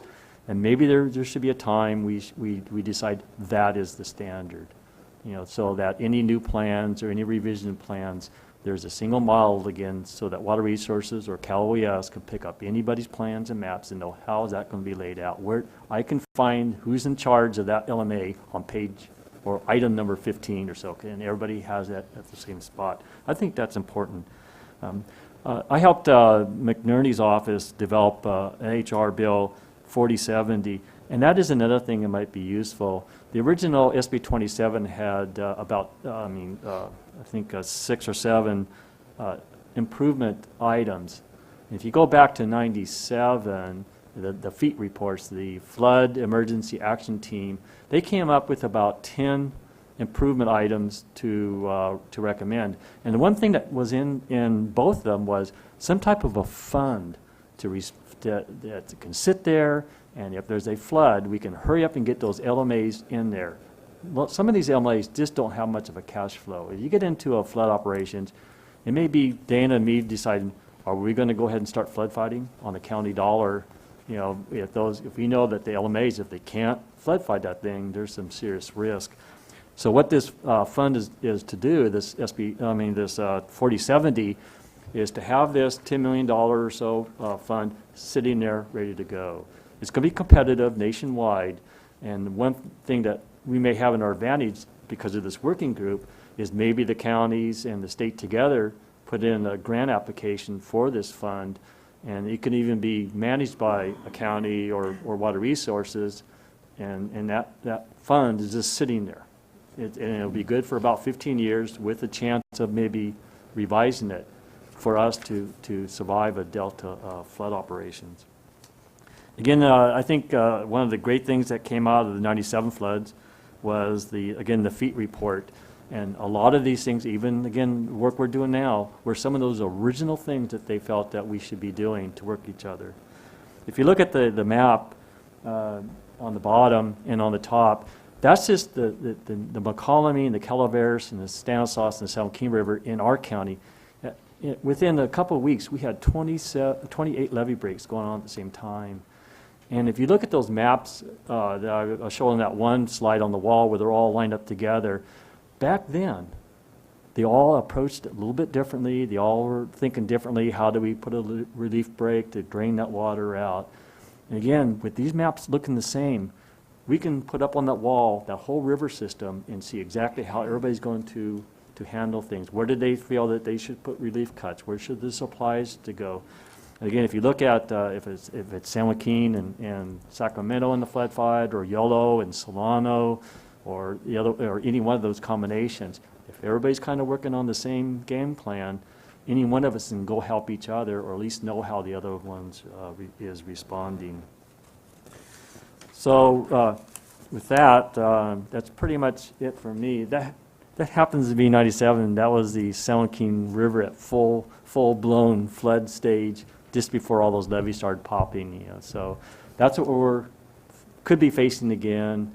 And I think the efforts that we've been doing together and with your support and funding has moved us a long way since those past floods. Good. Thank you. Michael, thank you. I think we'll proceed through all 4 presenters and then go to questions, if that's okay.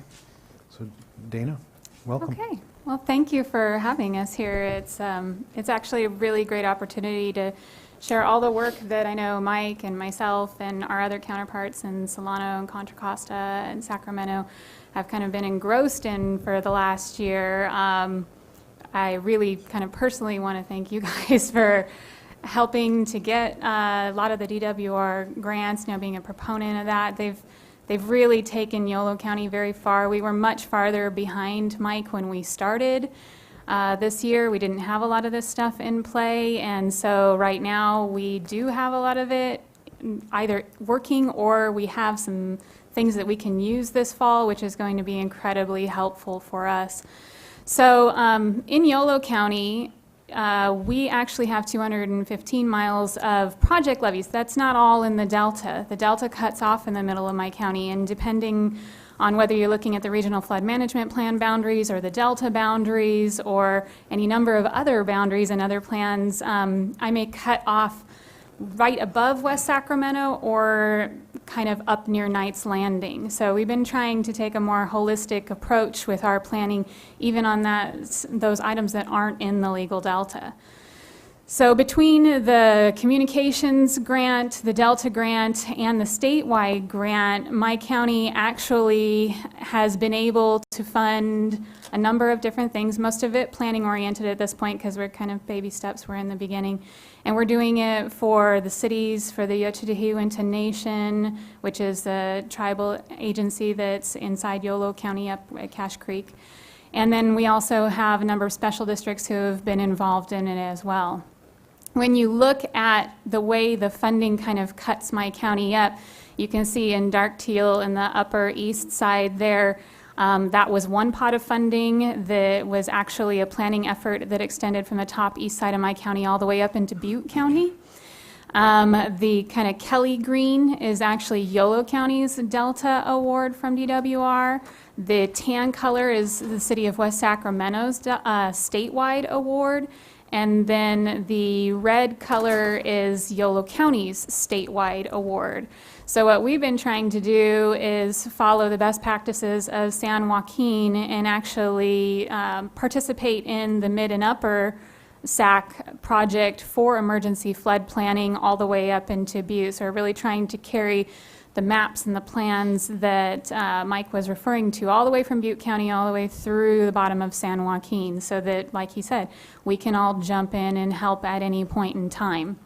So with that project, what we end up getting are emergency flood response plans for all of our reclamation districts. They're all structured very similarly, that we go through many, many discussions with them where we can point out where they might be able to help each other. Hey, do you need a mutual aid agreement in order to swap staff? If so, let us help you write one.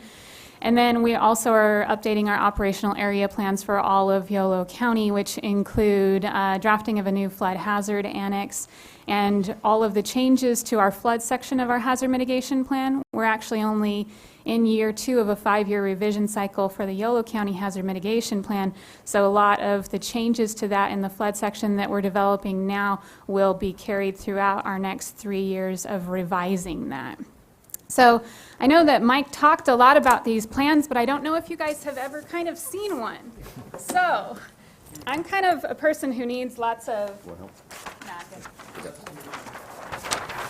So these are the tools that we're making for all of our first responders. So mine are formatted the same way that Mike's are, and the guys can have these in the backs of their trucks. They have their incident command structure on them. They have drop point locations, staging locations for rock. They have patrol sections. All this is a tool for them to use in the field, and that's what Mike's had for a long time and what the rest of us are, or at least myself, are trying to catch up with. So this is the one for the Upper East Side that's already been done. So you can see Colusa County's there, and then I'm there because RD 108 actually goes over the county line. County lines mean nothing when we start dealing with floodwaters. So the fact that we're all doing it the same way is really going to help our cause. Some other things that we're trying to do to advance it, thanks, Mike, in Yolo County is we're trying to take a lot of the work that has been done in the past and that we're doing, and we're trying to kind of advance that through our partnerships with DWR and Cal OES. So what I have actually on the screen right now is actually a Cal OES product that's done in ArcGIS, Geospatial Information System. So they take a number of different layers and everything that all of us have at the local level, and they can put it into mapping products in the State Operations Center or the Regional Emergency Operations Centers, so that when we're taking field reports from our levee maintaining agencies or something, as long as we can get it into ArcGIS, then they can see it at the State Operations Center. This is currently their flood fight viewer, their flood map journal, so we've actually been playing with this with Cal OES to see how we would best get Yolo County data to roll up to them automatically. And actually the second slide is the DWR Ferrex system, which already rolls into this map journal. So these are some new technologies that we're playing with based on the mapping, because all the mapping is done in GIS, so it's just a matter of can we get it into ArcGIS Online so that we all roll up and we can keep going and see everything no matter what level of the standardized emergency management system we're working under. And that just means whether it's field, local, operational area, region, or state. So that's the SEMS system that we all have to work in. So those are some of the best practices that YOLO's been trying to definitely help advance some of this GIS-based products. We're sending layers up, I think, daily to Chi at Gallo, asking her, hey, can you see this? Can you try this? Our hope is actually really to take a new module that the company has released called Collector. So somebody can be on a levee, they can take a picture of a break, it populates on the map, and we can see it in our emergency operations centers that way and see what's going on. It actually archives in their phone until they hit cell signal. So then we're actually trying less to restore communications and everything to an area. Maybe we have just one point that a runner or a radio operator can go to actually upload the data, because one of the biggest challenges in the Delta area is communications, hence the communications grant and the tower that's been going in down there so that we can get radio repeated sites throughout the Delta. So Mike talked a lot about everything that we're doing, and we're just trying to make that go as far north as we can from my standpoint, even not in the legal delta, because we know that water flows and anything that comes down the mountain can cause problems farther downstream. So the Rocky and Jerusalem burn scars are actually physically inside my county, and they're up near Cache Creek. One of the things that we've been dealing with ever since first sprinkles are going up the canyon as many times as we can, watching those burn scars, seeing if silt and everything is washing down. There's many overhanging trees over the creek bed that have been first stressed by drought and then burned by the Rocky Fire specifically. And so we get a good heavy rain, some of that can wash down the creek bed, then Cache Creek flows into the greater Sacramento area. So it's one of those things that you can't just always cut it off at the legal delta and go, okay, we've done a good job, the legal delta is ready. We got to just make sure that as we move forward, we're pushing as much of the funding, the planning, the resources, all along the water pathways that make up the Delta as we go. So, thank you, Dana. I can't help but interject at this point. It was 5 years ago, Phil and I were a subcommittee of the council that considered early actions, and we reviewed emergency preparedness and response, and I think we began in October of 2010, probably wrapped that process up early 2011. And it was amazing the lack of coordination that existed then. There wasn't even the ability for county to communicate because they use different communication systems. And to hear the two of you talk about the work that the counties are doing now and the way you've worked to coordinate things, it's amazing the progress that's been made in 5 years. So, and I know the same is occurring at the state level, but I just had to pause and congratulate you because it was, I think, a little bit troubling 5 years ago, the lack of coordination, but certainly is impressive now. Yeah, I guess the bad thing about being around for a long time, I was here for the 82, 83 floods, 86, 95, 98, and when those feet reports came out with the 10 initiatives, they pinpointed everything that needed to be done, and unfortunately because of funding, things like that, if it wasn't for these grants, everything that we seem to be kicking in on these grants were things that were identified back in that 97 report, and that's sad, you know. And it was communications, it was standardized plans for LMAs and mapping and everything that was just hanging there. It's been hanging there since 97 because we may have got some funding to get a little bit of mapping done ahead of everybody else, but it was always grasping, you know, for some way of implementing those initiatives. So I think that's why you're seeing this movement is thanks to John's projects. yeah, I hate to take it all the way back down to the money, but just to give you a datum of comparison, My entire Office of Emergency Services budget for this year is $350,000. So it barely pays for myself and the grants administrator and the planner that work in my office. So without the DWR funds, there's no way we'd be able to pay for all the engineering and the mapping work that's been done already. Yeah, I think it's kind of funny because when these water resources the meetings of the working group, when was the last time you ever enjoyed getting ready to go to a meeting? But it really is. It's look forward to it. What items we're going to talk about. It's I really enjoy it. I'm starting to take as many staff as I can. So that they build relationships with the other county people in the state. So how to enjoy going to a meeting. Well, let's hear the statewide perspective, Al. Let's continue. I definitely thank you again for having me. I really appreciate the opportunity to speak. All of that discussion about coordination among the counties, among state agencies, federal partners as well, whether they be training systems, things like that has definitely been a challenge forever, but especially in the Delta, where you have so many stakeholders, so many partners, from the reclamation districts and the LMAs, to the different jurisdictions, towns, the counties, and then so many different agencies within. DWR, Coast Guard, Cal OES, bringing all those partners together has always been a challenge throughout the state. And not only that, but one of the main intents of SB 27 was to try and create this basic framework for a comprehensive, consistent approach. And I think it has helped do that. I think that's definitely a place where we can improve, is pulling all these groups together and coordinating them better to spend the available dollars that we have in a more focused effort.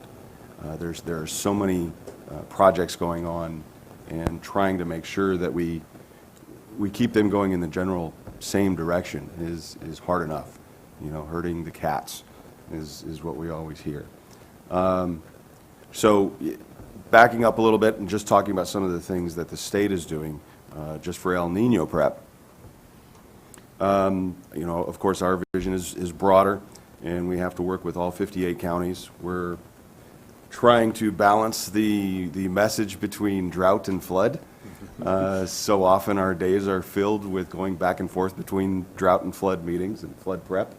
And we do also, feel a big challenge as we get through this rainy season, and we hope it's going to be a good one, is continuing, because it's unfortunately not going to be probably not good enough to fix our drought problems. We're going to have several years of above average rain.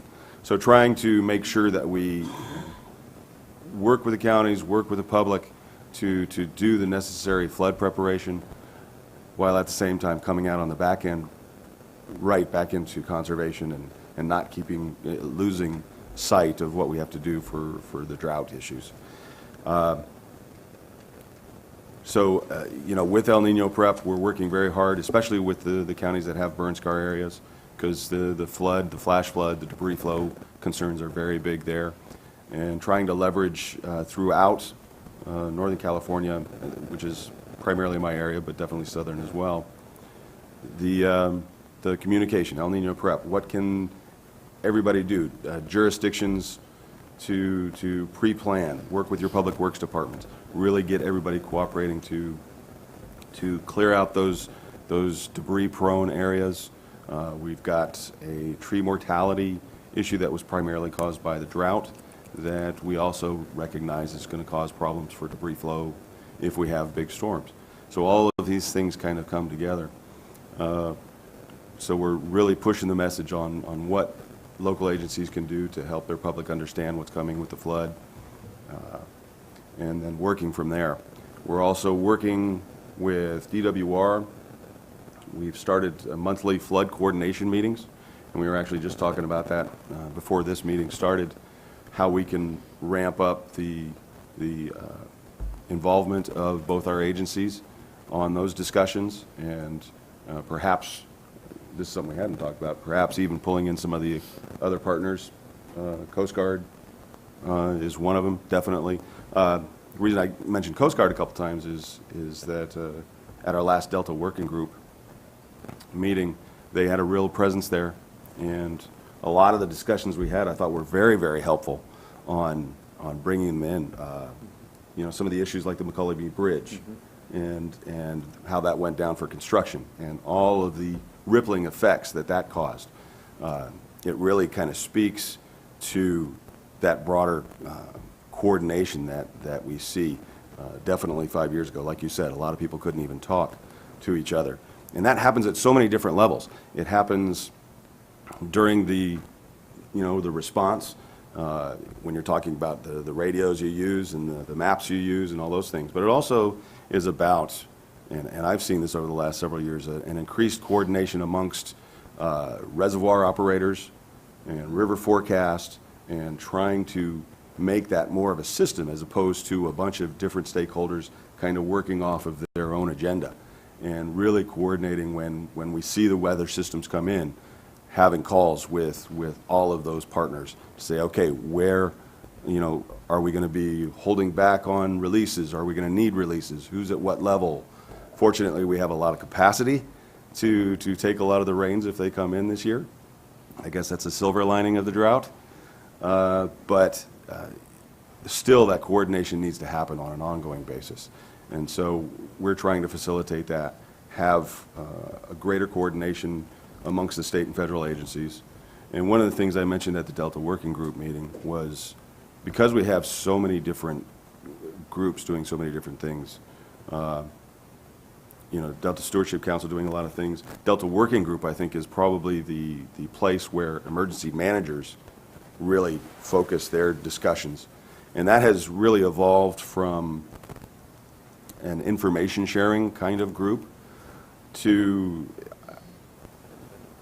we don't have any next steps set on what is the evolution of that group, but I think primarily when it comes to emergency management planning in the Delta, that is probably the group that in coordination with the others, Delta Protection Commission, Delta Stewardship Council, and so forth, takes the lead on all of the discussion for emergency management planning and so forth, and closely ties with this council and others. I think, just kind of leveraging off of that intent of SB 27 to get that consistent, comprehensive approach, focusing that effort is going to be key.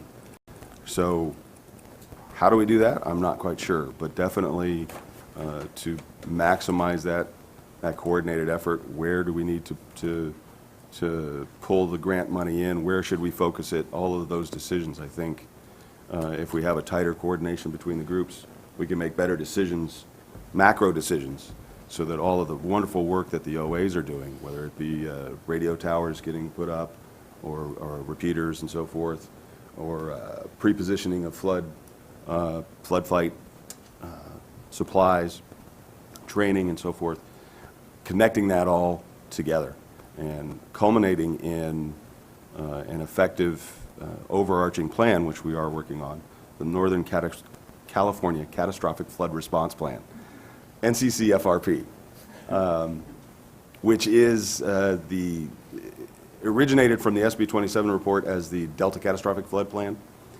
And they quickly realized that they needed to broaden that out a little bit because it's not just going to rain in the Delta counties. And so they included 5 counties farther north in the plan. And we also realized that evacuation, if there was major flooding in the Delta, was going to broaden out even more than just those 10 counties. So using documents like that to really try and pull together all of these strings and make those work in concert, and helping pull everybody into those standardized formats that you talked about, Mike, which is very, very key, and using those maps, which are really, really helpful. I know there's been several swings at that project, as far as Army Corps of Engineers made a really big map book that had a lot of really good information. I think we're talking about definitely next step, evolving into something more useful. And then connected to the NCCFRP, going back to regional evacuation, one of the things that we've talked about is going back and addressing all of the different evacuation plans and pulling those together in a regional approach. And so from the state perspective, you know, it's all about trying to look at all the partners, trying to pull everybody together, coordinate and focus the effort and build those tools that'll help the continued focused effort. And I think we've got a couple of those things in place. There are definitely places where we can improve and heighten the visibility of the SB 27 report. You know, it came out several years ago, and thank goodness that it continues to have an impact, and it's used as the measuring stick, and we get graded on the approach that we're taking according to SB 27. I think that needs to continue, just so we can increase the visibility of that and the concerns that we have of the Delta. Because, you know, they always say, well, flooding happens everywhere. Well, yes, but the Delta also gives us 25 million people their water, and we have so many ecological issues there as well. I mean, it's a very important region. And the lessons we learn here, given the increased attention because of how important it is, we can definitely use those lessons as we move out farther to the state. Because a lot of the tools we're building, a lot of the efforts from the operational areas, the best practices, are things that are going to apply everywhere. Back in '97, all 58 counties had a presidential declaration. So that's a lot of flooding. And so lessons learned here, I think, are definitely going to be able to help throughout the state.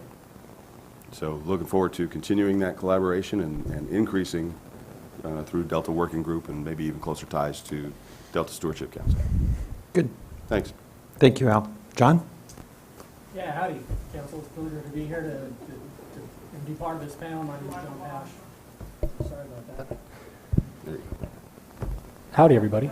How do you do? My name is John Pash. I'm the Chief of the Flood Operations Branch for the Department of Water Resources.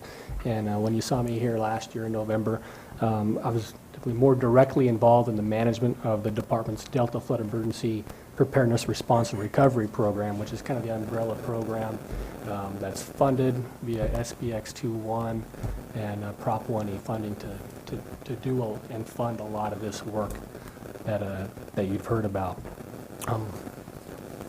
You know, I've kind of stepped back the last year and now as the Flood Operations Branch Chief, more overseeing the statewide department's role in flood response. Now that work's more directly managed by Casey Richmond, who I have to give props to, and her staff, Michelle Ridgway and Zachary Hohola and William Wong, who've really pushed a lot of the work and accomplished a lot of the work that I'm going to discuss here to kind of supplement what you've already heard from the rest of the panel. I got to say, it's an honor to be and a pleasure to be a part of this group and this effort. You know, as we hear how effective the Delta Working Group meeting and that setting has been. I'm trying to think of a way to kind of distill it down to why it's maybe successful. And all I can come up with is it's locally grown and organic. That's all I can really think of maybe part of its success. So that's it's great to hear that everyone's kind of on board with that and the work that goes on there, from the federal to the state, down to the county and all parts of the local level.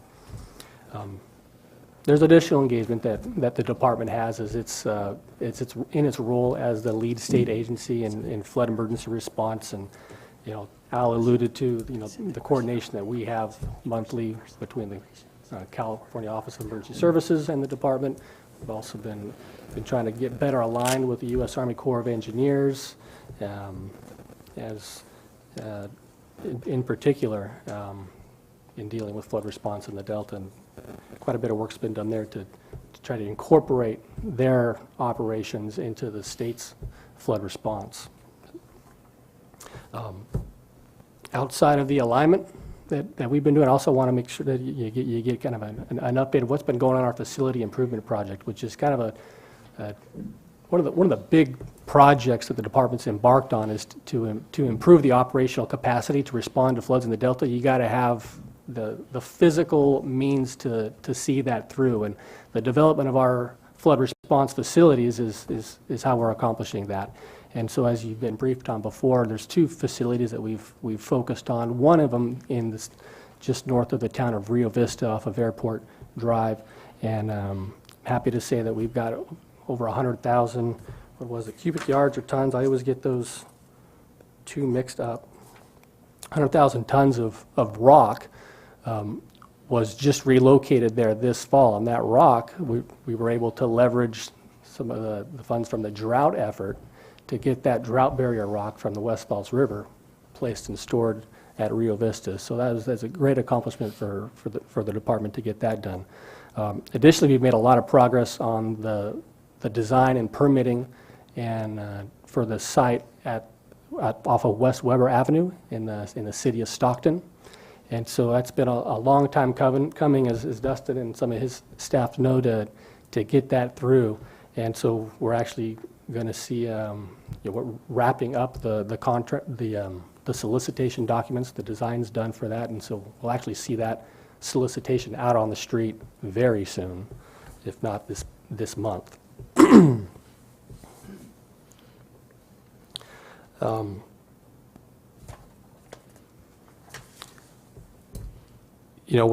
We are in a, there are El Niño conditions in the Pacific right now, and so there's definitely a heightened awareness of flood risk statewide.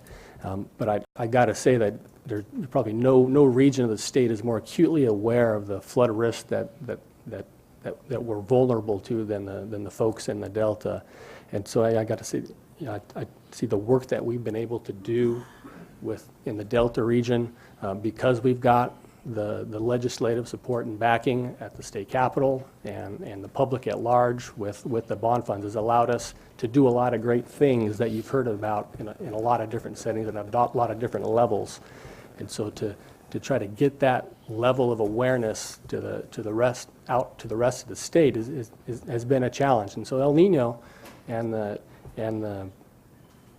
coverage behind that and the threat that poses is really kind of help our messaging and making sure and helping the public and public officials have that awareness front and center. And so we're seeing that statewide. And so we're definitely, I'm definitely trying to take what we've learned and what we've developed here in the Delta over the last few years and bring that out to other parts of the state that stand to benefit from the work and the foundation that we've built here with our activities. Question for you, John. Certainly. Where do the bond funds stand? Are they exhausted? These are all 1E funds? Okay. So as you know, the Delta Flood Emergency Preparedness Response and Recovery Program is funded with $80 million of Prop 1E funding. It's not all exhausted. For example, we've committed a good portion of that, and I can send you our budget figures separately, Jessica, if that's all right. And but we've committed quite a bit of that for the design of our facilities and the real estate acquisition. A lot of that's already been committed and expended. We've committed parts of that for the Delta Flood ER grants. We've got more to commit in our next round of Delta grants that we plan to push out in 2016, and we'll see that expended over the course of a few years. But what remains to be committed, we've been able through the budget process to get the timing and the sunset dates on that for those commitments and expenditures extended. So the funding that Dana was talking about benefiting from, for example, there's future rounds of that available, or was that a one-time grant program? It's not a one-time available grant program. I mean, once the 1E funds are gone, I mean, we'll have to see what kind of interest we can generate to get additional funds if we want to do subsequent rounds of these types of grants from different funding sources outside of 1E. But we are committed to doing a second round of Delta Flood ER grants for $5 million this coming 2016. So, in all, we've got, keep in mind, we pushed out the Delta Emergency Communications Grant. That was $5 million. That was paid out of Prop 84. And went to the 5 Delta counties, the Delta Interoperability Group, and Bethel Island, to do some communications work, develop interoperable communications. And, I'd love to show you the pictures we've got out at Twitchell Island if you're driving down Highway 12 and you look southward, what is that, Owl Harbor?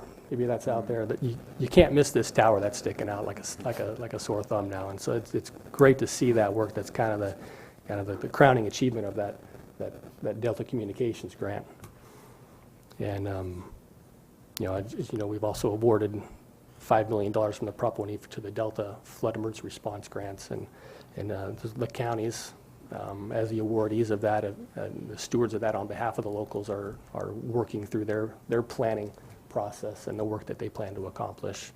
I got to say that and we structured these Delta Flood Emergency Response grants to really to foster the standardized emergency management system just in the administration of them. I don't know who said it, but plans are plans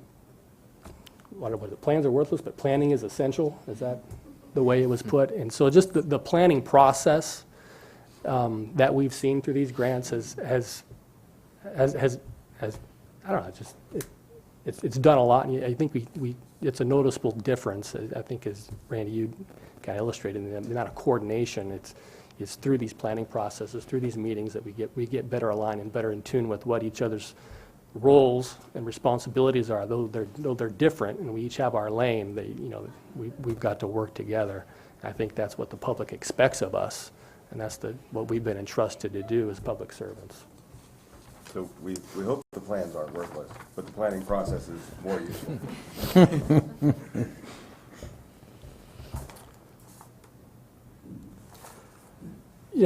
Some additional pieces of the program that we've been bringing further along from the Department of Water Resources side has been our Delta Flood Emergency Management Plan.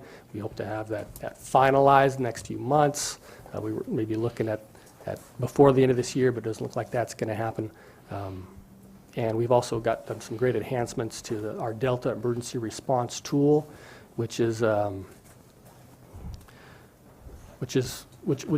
modeling tool and interface that allows us to evaluate levee damage sustained through a flood or earthquake in real time, and get immediate estimates of what the resources and cost that are going to be needed to cover a response, and also pieces together kind of the hydrodynamic water quality response to that damage. And so we've had some enhancements made to that, and that task order with our contractors wrapping up at the end of this year. And so look forward to sharing that with you as well. I guess my closing remarks is, El Niño's here. And as Dustin alluded to at kind of the introduction to this panel, there's some sea surface elevations that are already heightened, and so we look at the delta as definitely a place that's influenced by sea level rise and tides, and so while the risk is going to be heightened out there because of the hydrologic conditions we have, we've been preparing, and hopefully we are prepared for what this winter brings to the Delta region. Thank you. John, thank you.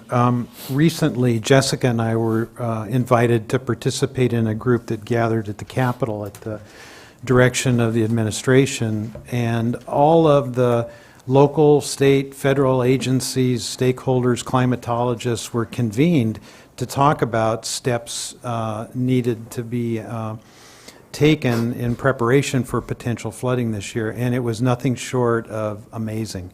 The collection of people, the knowledge, the information that was there. So kudos to the state agencies for the work that has been done up to this point, and all of the work that's going on behind the scenes that the public is very often not aware of.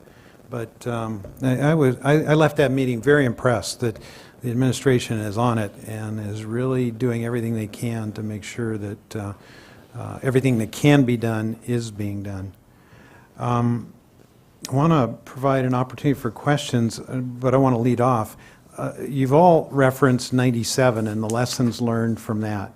And Michael, I want to direct my question to you. I know One of the lessons that was learned was channel capacity was a major problem. It prevented water being released in volumes necessary to protect the reservoirs. Fortunately, we don't have the same conditions today, but there were some structural changes that were recommended. On the Tuolumne, for example, the city of Modesto had a wastewater treatment plant that was built in the floodplain. If they would raise that, they could have increased the in-stream flows by 30 or 40%, but that was a restriction. In your county, Paradise Cut Mossdale was identified as a choke point. Those kinds of conditions are going to require a lot of money to address. How are we coming along on those kinds of structural changes in the system that were identified in '97? The biggest focus our county has what's called a flood TAC, a technical advisory committee, and it's red, and that's not close enough. They actually, we looked at those maps, those designs on the setback. Do you build a wider berm? Do you make a flood area, encroachment area? And those are still being considered, and it seems like every month when we meet, that's one of the issues they talk about. So it's still being looked at. The biggest thing right now is because of the River Islands area, they were focusing on getting the 200-plus levees at some of those really critical areas where there's a lot of land, a lot of population. The Manteca-Lathrop area, where Weston Ranch is, that's our Reclamation District 17. What they've been doing since then was focusing on some specific areas. But the aspects of, again, buying out land and making a natural flood plain area, those haven't been addressed, but, haven't been started on, but at least they look at those. They know that's still there, that's still a consideration. I think you have a better chance down in the what's called Mapes Ranch area on the south of our county, where you have less populated area. That's probably a better choice. And that was one of the areas that they looked at first. And then in the Vernalis area, that's in our southern part of the county, that was another area. So none of those things have been done yet, except for up in that, right around that really most populated area is where all the focus has been. The Mossdale area is that choke point still. That's the issue we talked about, potential of dying trees because of the drought, chalking up against those, and where those few areas where the hyacinths are still down in that lower part, how they would combine with those brush. So those choke points are still there. So we could still end up at that point where we're filling in the underpasses of 5 as a potential levee like we did in '97. So, Michael, it sounds like most of the interest and effort and energy and political capital is being spent to make sure that thousands more homes can be built in Stewart Track, which was flooded in '97. Well, yeah, I was there. That was actually came up at the levy investments strategy meeting that we held at our office at the Ag Center. That isn't a concern because the reality is that is the favorable places to build. So the important thing though was well, it's not a favorable place to build. It was just entitled after the flood. Right, but that's where I'm saying that they're at least they're focusing on making stronger, higher, thicker levees so that those areas would be at least protected. Correct, but the perspective that Randy started with was how you have sufficient channel flow to deal with floodwaters. So in the last big event that many of you referenced in '97, Stewart Track was used to absorb some of those flows. Right. Since then, local governments have decided to permit it for thousands of houses. So now the effort that you just referenced is into protecting the area and spend state money to do it, to build more houses in an inherently flood-prone area, not to mention the Weston Ranch and other RD-17 housing areas that continue to expand and have mostly been built since that '97 flood. It doesn't really seem to be important priority to protect or to deal with the larger flood threat that Randy referenced, which is the flows coming down from the San Joaquin River in the event of a flood event. Well, I know one of the biggest issues in our discussions, and it is an ongoing political, local jurisdiction versus state jurisdiction issue, is it comes down to money. When they were coming up with the estimates on the cost of buying the land for the setbacks, making a natural floodplain area, versus the cost of trying to find those single levees that you could build up to divert the flows, was just cost prohibitive for those individual jurisdictions. So I think that's one of the biggest issues, the money not being there to do a single consolidated effort of building this natural floodplains area.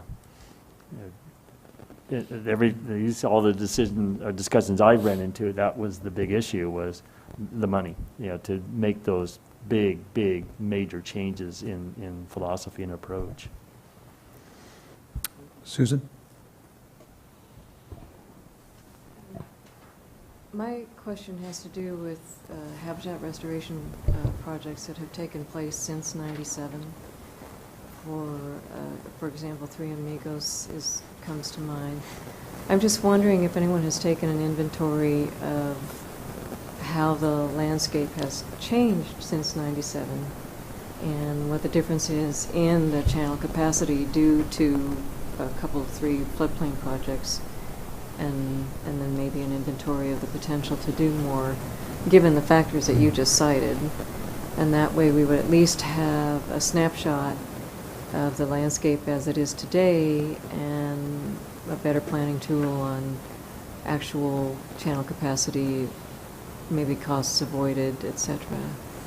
I know, again, in our monthly TAC, they do talk about habitat. I think the biggest change was, and it seems to go back and forth on, for your levees, waterside levees, having to brush, natural brush and trees there versus should it be clean cut, clear cut, or should it back to having natural growth there? And that's the issue I think I see the most since 82, 83 was that swing back and forth. I'm aware of that. I was thinking more of floodplain restored, thus allowing a bit more channel capacity. And I have no idea of how much more channel capacity we have now due to floodplain restoration. Well, again, most of the mapping I've seen has been on the south end of our county down into the Stanislaus County, Merced area, Tulare area, versus in our area, because there is, east of 5, there's really not much you can do, because it is built up. On the other side, there is that potential in the Roberts Island area, anywhere south of Stockton, west of I-5, but your more open up area is at the very south end of our county, down into the few counties below us. Mm-hmm. Maybe my question is better directed at John. From a regional perspective, would a floodplain restoration along Paradise Cut, what more capacity would be afforded because of such a project? And so I can't speak, specifically to the the amount of capacity, but just in my limited knowledge that I have out there at Paradise Cut, Stewart Tract, River Islands, I think is what Councilmember Johnston was referring to. I mean, I think they have planned a setback out there. I think the habitat they're targeting is riparian brush habitat, and that being part of the state plan of flood control. And I know that at one point that was a piece of some of the system-wide improvements that the state was looking to invest in for the state's system-wide investment approach. Should that move forward and be put forward, the company accompany that with the lower San Joaquin. Delta South Regional Flood Management Plan. I think part of that will also include maybe an expansion of the Paradise Dam, which spills over as more like a weir into Paradise Cut. But I want to bring up here is what you're asking a panel of emergency managers is kind of questions regarding planning, floodplain planning and land use, and environment restoration and enhancement.